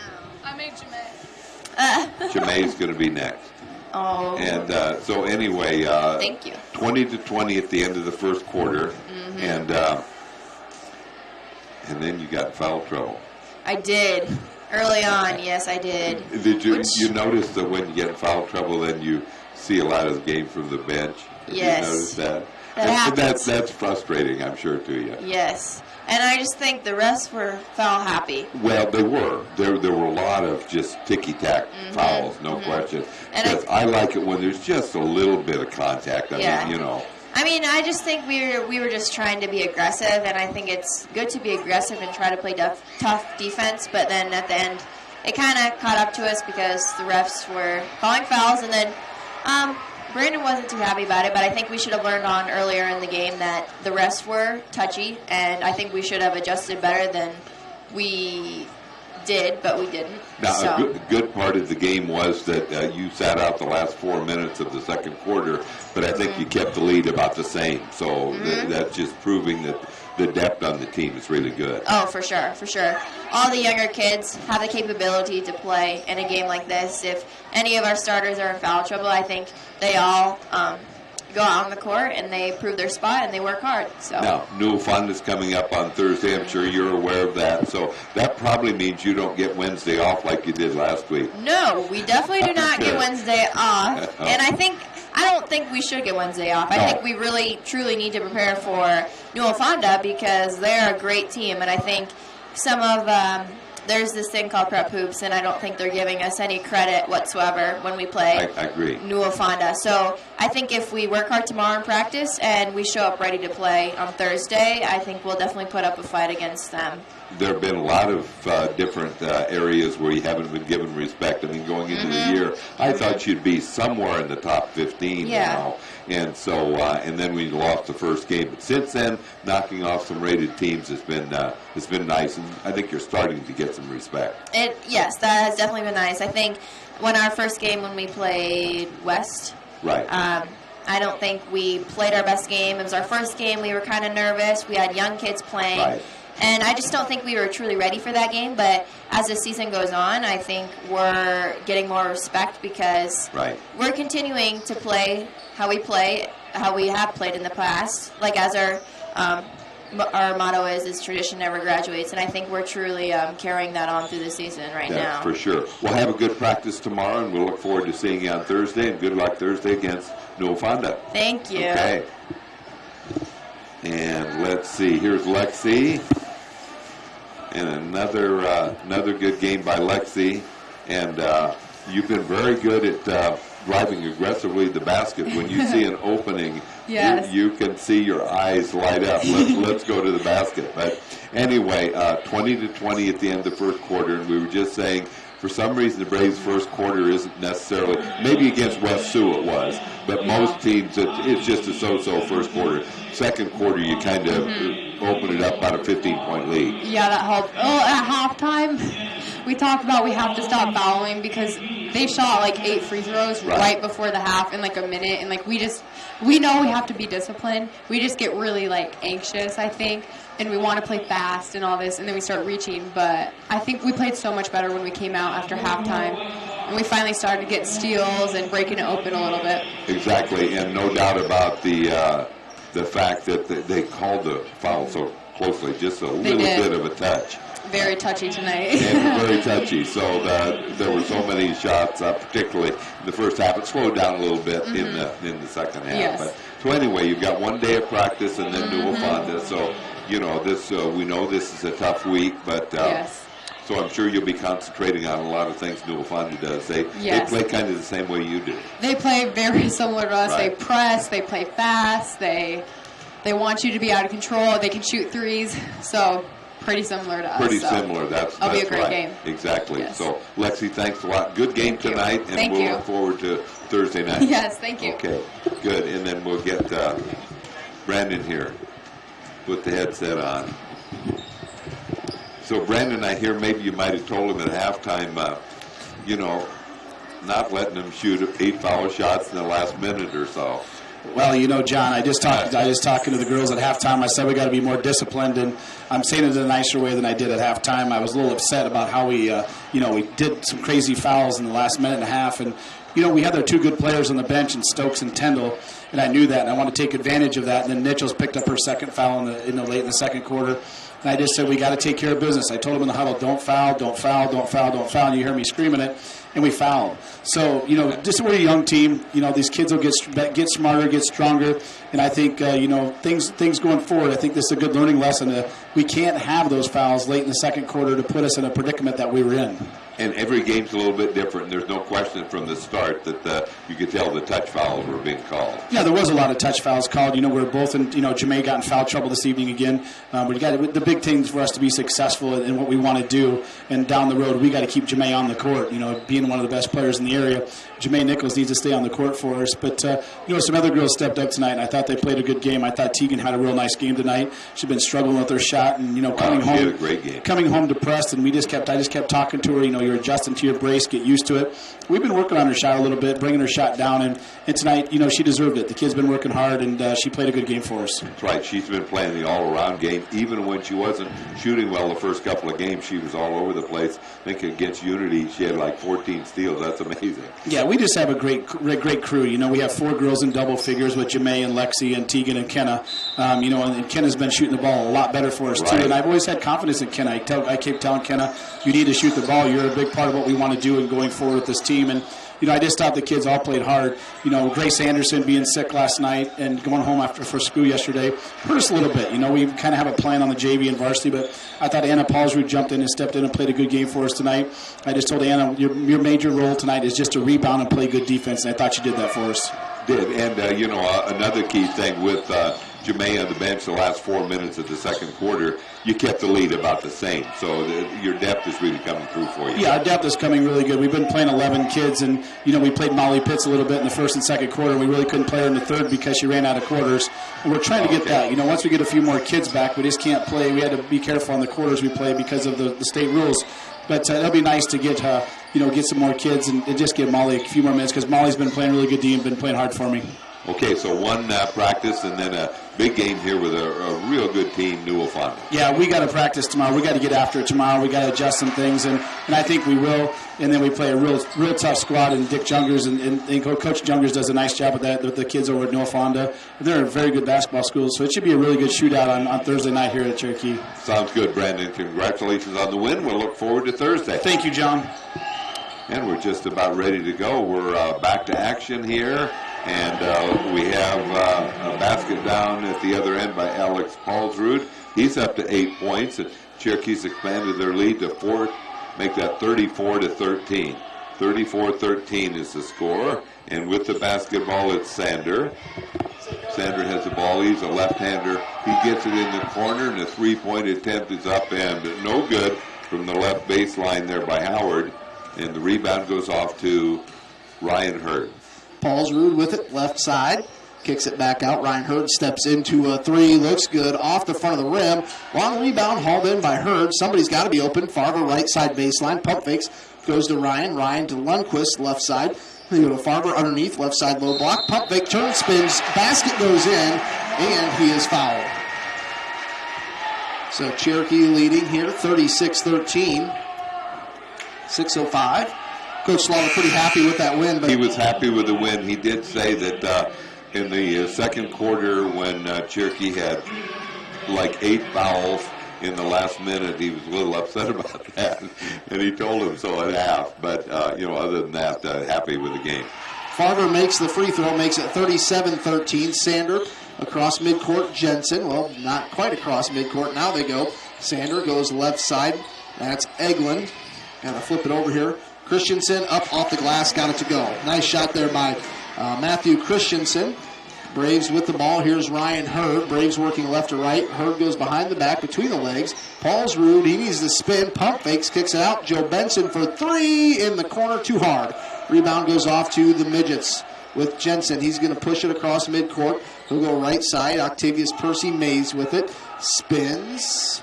Kicks it back out to Jensen. 5:25 to go here in the third. Braves lead 37-15. Percy Mays stolen away by Joe Benson. Pushes it up to Lundquist. Can he finish? Yes, Trevor Lundquist in transition. 39-15, Braves lead. And Paulsrud better watch that little hand there. That one could have been easily called a foul. Right. Here's Sander. Sander goes to Mays. Mays right side, Jensen. Touch pass to Christensen. Spins, goes up.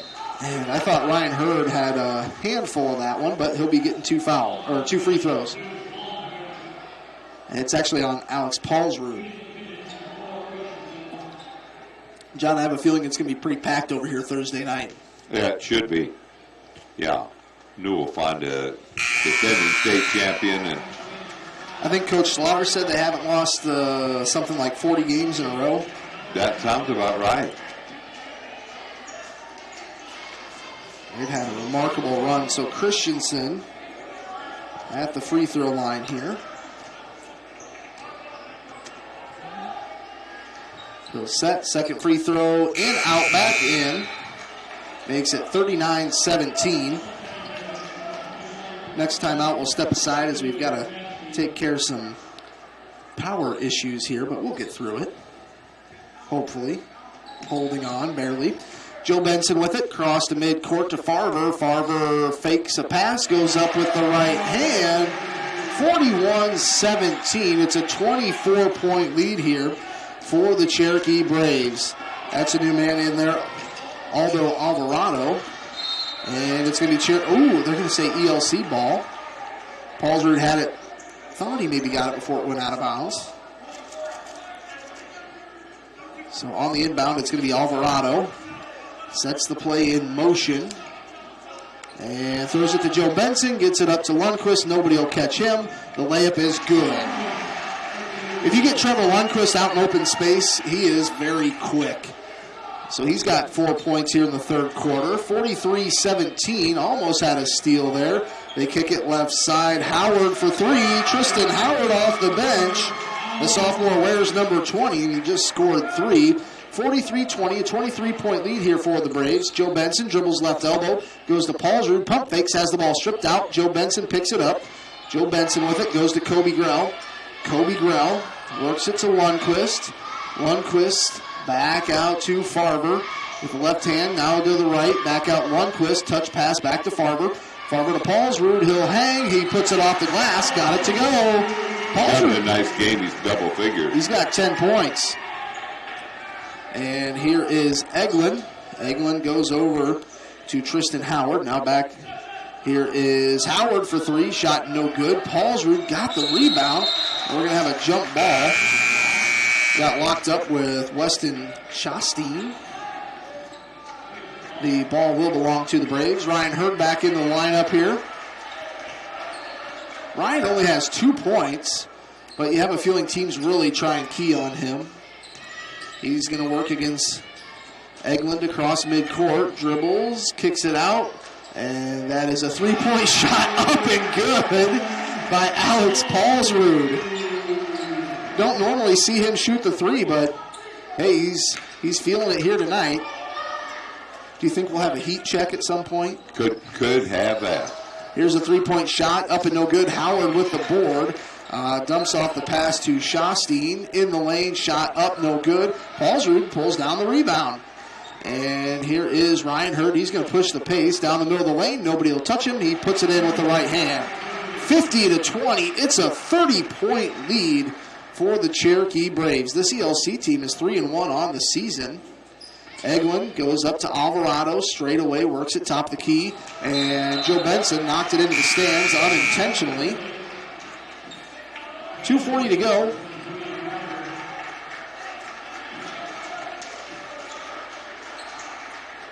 (50-20), Braves lead by 30.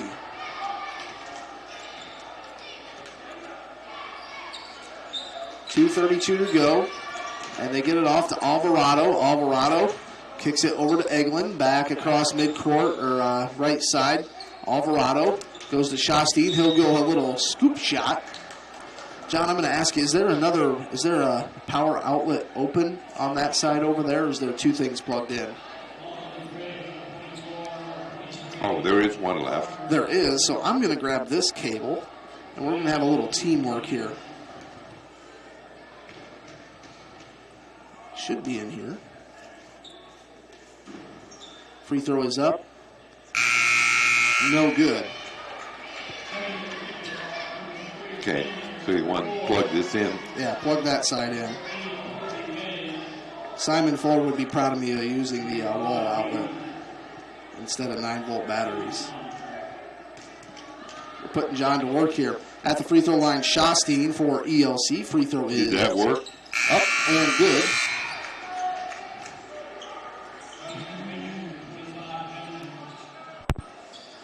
I think we have power.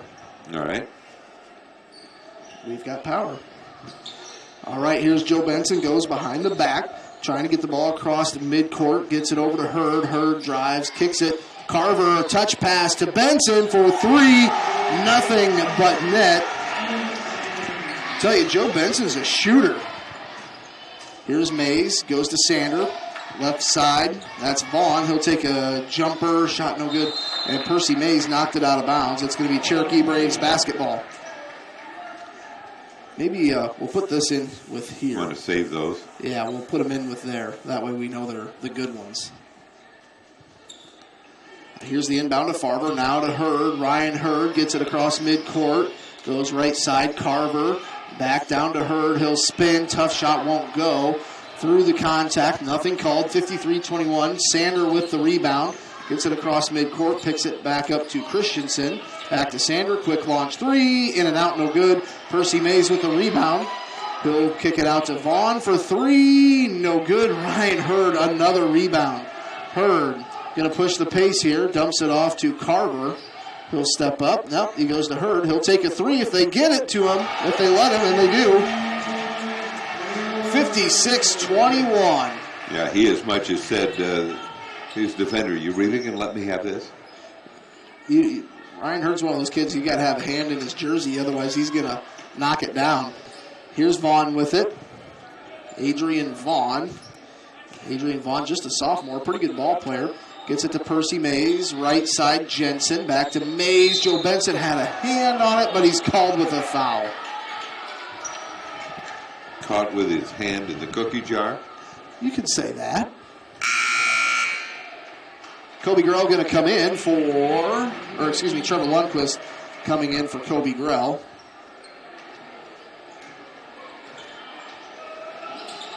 Three-pointer from Jensen, no good. Carver pulls down the board. And they're going to get it to Carver. He'll bring it up. Actually gets it to Farver. Farver across midcourt. Just 30 seconds to go here in the third quarter. Ryan Hurd going to dribble it near midcourt. 56-21. 24 seconds to go. Hurd goes behind the back. And now He's going to drive right side, kicks it out. Lundquist, he'll drive in, hangs in the air, shot up, no good. Joe Benson, a little touch rebound, back out to Ryan Hurd. He'll pull it back out, 8 seconds left. Pump fakes and goes underneath Farber, takes a dribble, spins, and he will be fouled. So Braden Farber will be going to the free throw line. So the rest of the game, we've got the running clock. Yeah, it is a 35-point lead. When's the last time the Cherokee Braves boys have had a 35-point lead? Maybe against Siouxland Christian? That could be last year. Free throw is no good by Farber. But I'm not even sure about that. Yeah. This is a solid ELC team, too. I think a 3-1 record. Free throw is up and good. 57-21, Braves lead, 3 seconds left. Sander across midcourt launches it up. Off the top of the backboard. 57-21, Braves lead going into the fourth. Back in 60 seconds on KCHE. I'm Lily Anderson, one of the $500. OMG, you have to tell me where you got that outfit. You won't believe this, but I found it right here in Cherokee at B's Uptown Boutique. Wow, that's awesome, but I bet it was expensive. It actually wasn't. Their prices are affordable, and want to hear the best part? They have great business wear for at work too, and I also just picked up some new workout clothes for when I go to the gym. Wow, sounds like I need to head to B's Uptown Boutique. It really is where comfort and fashion come together. Stress, feeling down, you're not alone. Plains area. We have been serving the financial needs of this area for a long time. Many of today's customers are the great-grandchildren of yesterday's. As we look ahead, we are very thankful for the opportunity to serve the financial needs of this area. Cherokee State Bank, member FDIC. Our goal is to get real estate appointments on your time.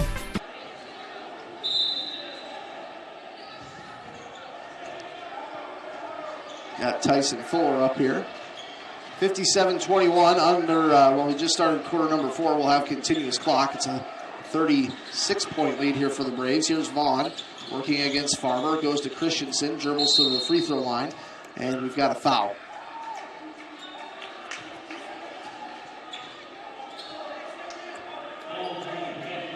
(57-21). That's going to be foul number 2 on Farmer.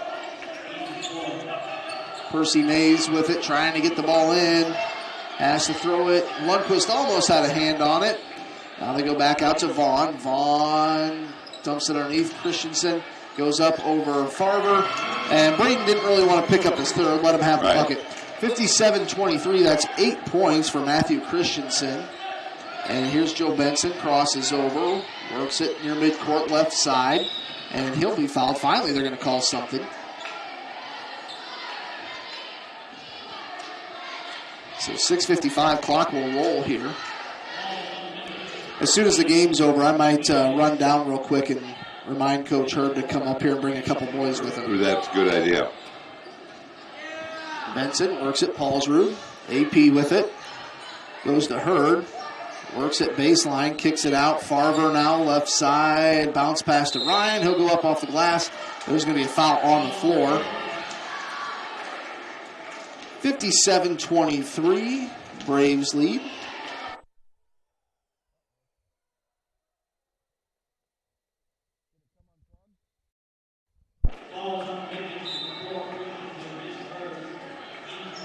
I don't know. Let's try something here. I'm Mason Goble, one of the $500 KCHG. Did it come unplugged? No. I hit it though. Huh.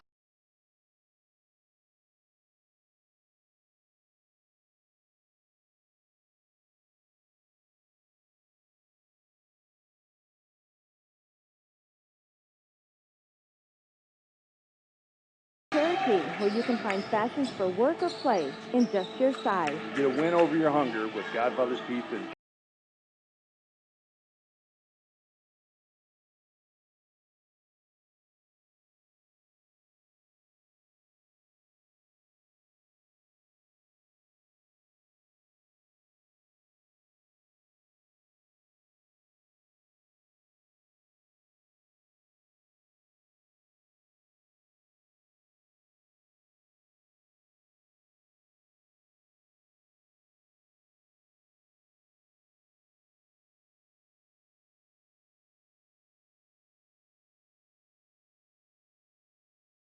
Richardson lays it in. 62-23.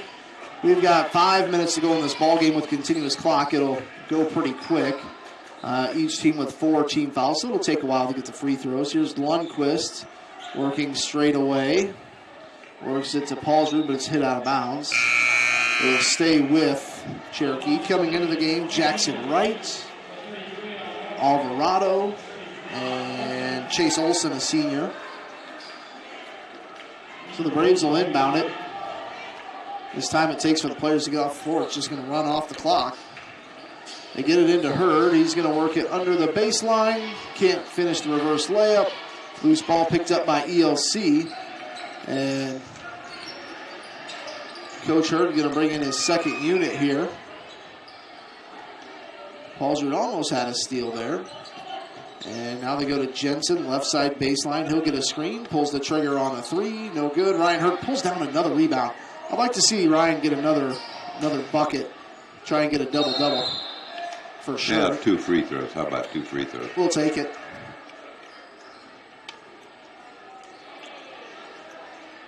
There's a stranger, Mason Pitts.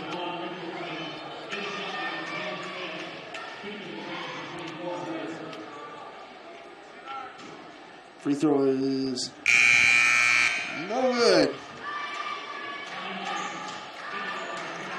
I believe it's Carson Jennis. He's going to hope that Ryan Hurd makes this so he can come into the ball game, as Carson is the one waiting to come in. Free throw is up. Oh, no good. Can't tell you a time Ryan ever missed 2 free throws in a row. 62-25. ELC with it, working it around the perimeter. They work it over to Wright. Wright with it. Going to pull it back out. Number 41, that's Blake Engvall. Engvall with it, works it right side. Now they go to Alvarado. Alvarado is going to drive in, try to dump it off. We're going to have a foul. I think it's going to be on Cherokee.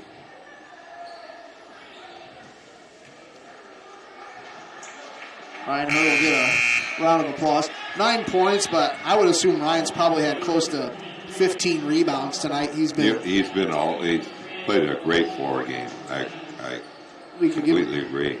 Kobe Grell knocks that out. We could give him the Windex Award. Cleaning the glass. 62-25. Cherokee leads here. 3 minutes to go in this ball game. And here is Blake Engvall, sophomore. He's going to drive, dumps it off, picked up by Colton Waltman, going the other way. Waltman dribbles right side, goes to Mason Carver. Carver goes to Hodgden. Hodgden goes to Jennis. Back to Hodgden, kicks it left side. Carver, a nice bounce pass to Kobe. Kobe at the right elbow, kicks it to Hodgden. He'll take a jumper just beyond the free throw line. Shot no good. 62-25. It's going to be ELC ball. Kobe will come out. Let's see who comes in here. Number 45. That's Levi Pingle. I know at the football banquet, Levi Pingle is one of those kids that Coach Gunner says, whatever I needed Levi to do, he would take care. He would do it. So does John want the bad news? Oh, the bad news. Let's see. Are the Lakers playing tonight? They're done. They lost to Indiana. They lost to Indiana. I'm not surprised. You know, the Pacers aren't a bad club. No, and then they have to go play Thursday. Have to go to the Bucks. Milwaukee. So how bad did Indiana beat them? 105-103. Okay. I told you the other day they're going to lose one of these close games. They've won a ton of three-point games and comebacks and everything else, and it's just the way it goes. Free throw is up, no good. Rebound goes off to Levi Pingle. Gets it up to Colton Waltman. 1:34 to go. Waltman dumps it to Levi. Levi will be fouled, so he'll get 2. Everybody knows you're a Lakers fan. I'm a Mavericks fan. I was surprised the Mavericks beat Milwaukee last night without Luka Doncic. And that is not a good sign for the Lakers going in there. They're going to be mad. They're going to be mad. I think Giannis Antetokounmpo, I think they were playing. They held him to 48. He's going to get his. He is really good. coming into the game, we've got Nick Clark. I think Milwaukee was playing in Oklahoma City earlier this year, and I think Giannis kind of got mad about something and maybe broke a sign, but he offered to pay for it to replace it. So just, it was kind of a minor thing. It wasn't like a big tantrum. Giannis is probably one of the best. He's one of the best players easily in the NBA. Really nice stand-up guy. I always like the story of, I think his rookie year, he got his first paycheck and he shipped it all back to his family over in Greece. And then he realized, I don't have any money to take a cab to the stadium, for the ball game. So he just started to run. Yeah, he started to walk and run, and then somebody recognized him and gave him a ride. Quite the story. Free throws up and good by Levi. 63-25. 1.5 to play. Fourth quarter. Levi, the lefty, misses the second one. We'll have Dusty Schultzen going to check in here. And loose ball on the floor, picked up by Alvarado. 1:21 to go. Goes right side. It's a new player in there, number 40, Colby Olson. Gets it back to Alvarado. He pulls the trigger on a three, left it short. Clark with the board, gets it off to Hodgden. Hodgden threads the needle. They kick it out to Jennis. Three-pointer for Carver, no good. Rebound goes off to ELC. Olson gets it off to Alvarado. He'll throw it down. Intercepted by the Braves. They get it to Carver. Can he finish? Yes, puts it off the glass. And Coach Hurd wants a timeout where he says keep the clock going. We'll get Dusty Schultzen in here. Mason Carver. Can't believe that was his only bucket. Seems like he's played a really good floor game, as you would say. 65-25, a 40-point game here. The Braves lead. And here's Alvarado, goes right side. Three-point shot, up no good. Schultzen gets a hand on it, gets it over to Nick Clark. Clark with it. Kicks it over to Jacob Hodgden. Hodgden goes to Levi Pingle. He's going to go up with the left hand, and he puts it in. 65-25. Braves back up by 40. Alvarado going to dribble it, pulls up a three. Bank shot, no good. Nick Clark with the rebound. That's going to 65-25. We'll be back in a couple moments. Class Kicks, KCAG. Thank you for listening. I'm going to go remind Mark. Okay, you're going to take 3 pictures of the boys.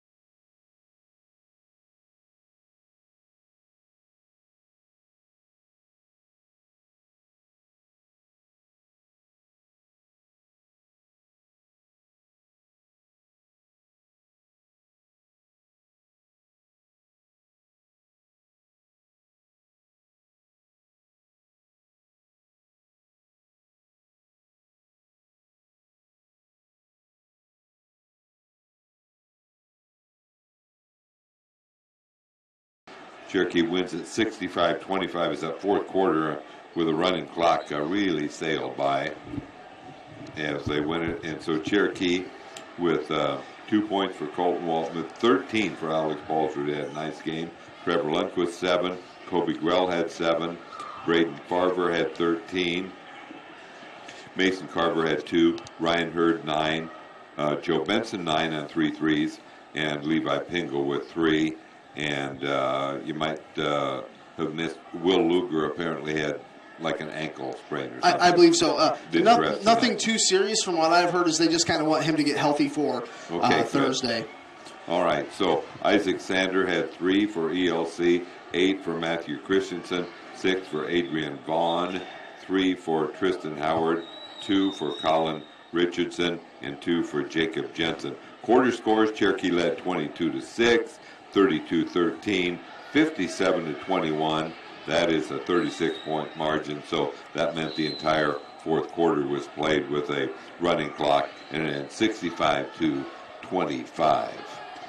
So just waiting on Coach Mark Hurd and a couple of the boys to stop up here. We'll talk about that victory. We'll step aside for a few moments, wait for those guys and coach to show up here, and we'll talk about this victory. Braves a doubleheader win here tonight. Girls win 86-68. Boys win 65-25. Back in a few moments. 100 years, Cherokee Regional Medical Center has been providing high-quality medical services in the heart of Northwest Iowa. Our modern facilities and state-of-the-art technology provide the professional medical services our patients deserve with the convenience of staying close to home. We know that everyone's healthcare needs are unique. We take pride in treating your individual needs in a personal manner you can trust. You have many choices in healthcare. Choose someone who truly cares about you. Cherokee Regional Medical Center. Professional care made personal. Since the 1920s, the Boothby family has been serving the people of the Cherokee area. Our name is synonymous with professionalism, caring, compassion, and understanding. As third-generation funeral directors, Richard and David Boothby pride ourselves in our commitment to the families we serve. We will provide a professional and dignified service for your loved one, whether it is a traditional service, cremation with a memorial service, or a simple graveside service.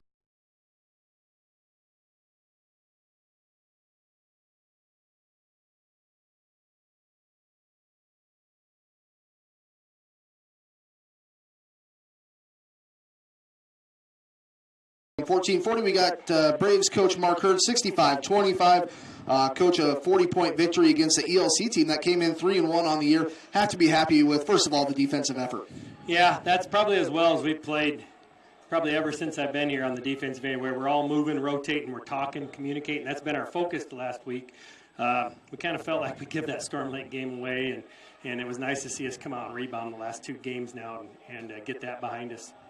Coach, offensively, I think, Alex Paulsrud had a pretty good game for you. Braden Farver in double digits. Ryan Hurd with 9 points. So, really, it was a good, unselfish game of basketball here for you. Yeah, that's what we've been preaching, to play for one another. It was kind of nice. We got some guys stepping up. But, when you got 10 guys that can play, it makes practice so much better and makes guys step up. We were missing Will tonight, but it was nice to see we can sit him down and not ease him. Maybe he can come back Thursday and help us a little more with our depth. But, yeah, I was happy we shot the ball well. I mean, we moved the ball. We rotated. We knew what they wanted to do. Teams have been concentrating on stopping, doubling Ryan, and then we made them pay tonight with some shooters out there. Talk about Ryan. He didn't necessarily have the big point night that, we normally see, but just worked so hard getting those rebounds. I joked with John, we could give him the Windex Award. Yeah, he's cleaning up the glass this year. But, what goes unseen is this team presses. I don't think we had turnover off the press because we put him back there, and he can see. He knows how to control the game. He's got such a high basketball IQ for break and press. And like I said, we got another team coming in Thursday. Newell presses like their girls and our girls, and they're going to try to be real aggressive. And as long as we keep this calmness about us, I like our chances. And, Coach, defensively in this game, I think you threw a 2-3, a 3-2, a 1-3-1, pretty much every zone you could. I think you kind of threw it out there. Every time he called a timeout, we changed defenses up. We knew that bus ride affects us when we go up there an hour and a half, so we wanted to win the mental game tonight, and there was little adjustments like that. And, it don't sound like much, but it really does affect teams because they have a timeout or they go into halftime preparing for what we did in the first half, and we kind of throw them off of something else, and that just on teams that travel like that really it's the little things that go unnoticed that really bother teams like that. Talk about Joe Benson a little bit. Really came alive on Saturday against Ridgeview. Has another good night here against ELC. He's just been, proving his worth. He is, and he's shooting the ball with confidence. He's handling it out there, and I can't say enough. It was. We knew when these sophomores come in, they were ready to play this year. We tried to give them a little confidence to start the season on JV, and I think it carried over now. We were careful how we just threw them out there until they were playing with a lot of confidence, and that's the huge thing right now. We're playing with confidence. Coach, like you said, coming up on Thursday, Newell Fonda, that's going to be a tough matchup. What do you know about Newell Fonda, and what are you guys going to have to do well to get the victory? We're glad this game's here at home. Yeah, I'll be honest with you, I don't know a lot because I focused on the ELC. I knew this was a big game. We had to get that conference game. We missed one of them, and then we started out 0-2. We just made a point. We got to win our conference games at home here. And if we can steal one or two on the road, we put ourselves right back in there. We know we give one away at Storm Lake, and like I said, we're not going to complain about reffing on the road, but there's some issues there, and we'll just keep trudging on with this team. Coach, it seems like there's going to be quite a bit of parity within the Lakes Conference this season. Yeah, you can see that. Hall struggled at times. It seems like they've righted the ship the last few games. We figured that. We know Friday, but we're not going to look ahead. We're going to concentrate on Thursday, and then we'll take Friday, whatever it comes. Sounds good. Thanks for your time, Coach. Thanks a lot, Keith. All right, thanks to Coach Hurd. Congratulations on this 65-25 victory. See if we get Kobe to come up here first, or Alex, whoever wants to. Don't all run up here at once. We've got Kobe Grell coming up here, and I got to make a note here. ELC. Kobe, talk about this 40-point victory. You guys, did a real good job on defense, it seemed like. Yeah, we, kind of kept the Storm Lake loss in the back of our head. We were up that first quarter up there at Storm Lake, and kind of let that feed us Saturday and today against Ridgeview and ELC. And, ELC had a winning record. They still have a winning record, I think 3-2 now. Did Coach put a lot of preparation in this game? I think he kind of put the emphasis on getting these conference games at home. Yeah, just every conference game we play, especially the ones at home, that we got to get this year if we, want to win the Lakes for sure. How fun was it to come out here and have a 40-point victory at home? It's been a while since they had a good one like that. It was awesome. I felt like just everything was going our way. All our threes, Joe was hitting, Braden hit a couple, Alex hit one. We were all just shooting. It was fun. It's fun to play when we're like that. Seems like this team is really gelling together right now with some of these younger guys coming in off the bench, the seniors. Seems like everybody's just getting along, and it's not really me ball at all. It's just everybody's playing real well. Yeah, when the sophomores came in, as freshmen, obviously, and then this year they just really stepped up, and our bond. We've been doing a lot of team stuff, so it's been really fun. All right, did you get the Sprite? I did get the Sprite. Trevor gave it to me. Trevor, he didn't drink it or anything, so half full in my locker. I already drank half of it. Already drank half, so you can have some victory Sprite after the game. Heck yeah. All right, hey, thanks, Kobe. Yeah, thanks, Keith. Thanks. We got Trevor Lundquist. Trevor joining us here. Trevor had a few buckets here. I was telling John on the radio, we don't get a chance in basketball. It's kind of hard to see the speed of some players. Talk about your ability to get out and transition. If you're able to get out there, you can kind of separate. Yeah, ever since third grade, I've always kind of been a run and gun player. I don't really worry about rebounds. I'm kind of always the shortest guy out there, so he just has me around the court. Talk about Ryan on the rebounding tonight. He pulled down a ton of boards. Yeah, that kid's insane. He can jump out of the gym and he'll get any board for you. So. What's it mean to have a 40-point victory here at home? It's kind of been a while since you guys have played a real solid game like this at home. Yeah, it felt really good. Like Kobe said, the sophomores, they've really made a huge improvement since freshman year, and they've done everything we've asked them to do. Do those guys maybe push you guys a little bit more in practice? Oh yeah, for sure. Freshman year we could always just get them with our physicality, but their basketball IQ is insane, and they know how to play. So you guys don't have a game tomorrow. What are you hoping for in practice? I don't want to do the zigzag. What's the zigzag? It's just defensive slides, and that's awful. That's not a whole lot of fun. What do you guys know about New Alfonda coming to town on Thursday? I don't know a whole lot. Coach is going to go through that with us. We had a one game at a time game plan or week plan, so we just looked at ELC tonight, and we're going to get New Alfonda on Thursday. Sounds good. Thanks for your time, Trevor. Thank you. Got AP coming up here. I guess we could call him AP for three. Hit a corner three. Is that the first time you've ever hit a corner three in a game? It might be. It might be. I've hit quite a few, I guess, but I don't know if I've ever hit one there. Talk about your ability. You're not necessarily the tallest kid on the floor, but you're not afraid to go up against anybody in the post, are you? No. Growing up, with the boys, I was always the biggest kid, believe it or not. So I have had plenty of years of my, learning how to bang with the big boys and positions and. So, yeah, I guess you could say I have a little advantage against those big guys. And talk about some of those moves you do underneath. You can either go up strong or kind of use a little pump fake. Just kind of, the moment, determines what you're going to do. Yeah. You ask any of the guys, it's the spin move. That's kind of become my move is the spin move. I like to spin around guys. But, yeah, I've developed the pump fake. It's key when you have those big guys down there like to block shots to get them up in the air. How fun was this to have a 40-point victory on the home floor? It was really fun. We've been trying to find our groove all year. People watching, they know what we're capable of, and this was just, this was just a glimpse of what we could do, and this is how we've grown up playing. And so, yeah, it felt great.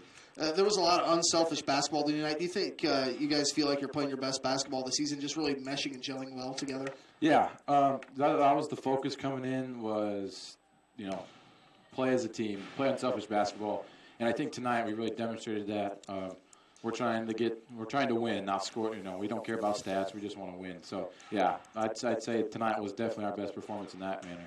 Are you looking forward to Thursday taking on New Alfonda? I can't wait. Another game on our home floor. I love our home floor. I love our fans. They come out and support us every night. it should be a good game. You know, they've played some Lakes Conference teams. They're going to be another team that presses. So hopefully they'll watch this film and think twice before they want to come in here and press us. All right, sounds good. I'm going to hand you a note here. You can give this to Ryan Hurd. Sorry the Lakers lost. Is he he can't be mad after a 40-point victory, can he? No, well, you wouldn't think, but, he's growing up with him since I could remember. He's a pretty passionate Lakers fan. So I'm going to maybe wait till tomorrow and tell him that. All right. What's your team? Do you have a team in the NBA or college? NBA, I'm a big Hawks fan. Okay. But NBA, I like LeBron James. So college football, are you a big Hawkeye fan? Big Hawkeye fan. Well, you probably don't know, Coach Hayden Fry passed away this evening. Did he actually? Yeah, Coach Hayden Fry, the coach that was before Coach Coach Fry. So, but 90 years old, pretty good run. He was one of the greatest, that's for sure. All right, well, hey, thanks for your time, Alex. Thanks, Keith. Hey, have a good one. You too. Have a good night. Girls win tonight, 86-68. Boys have a blowout victory, 65-25 for John O'Connor.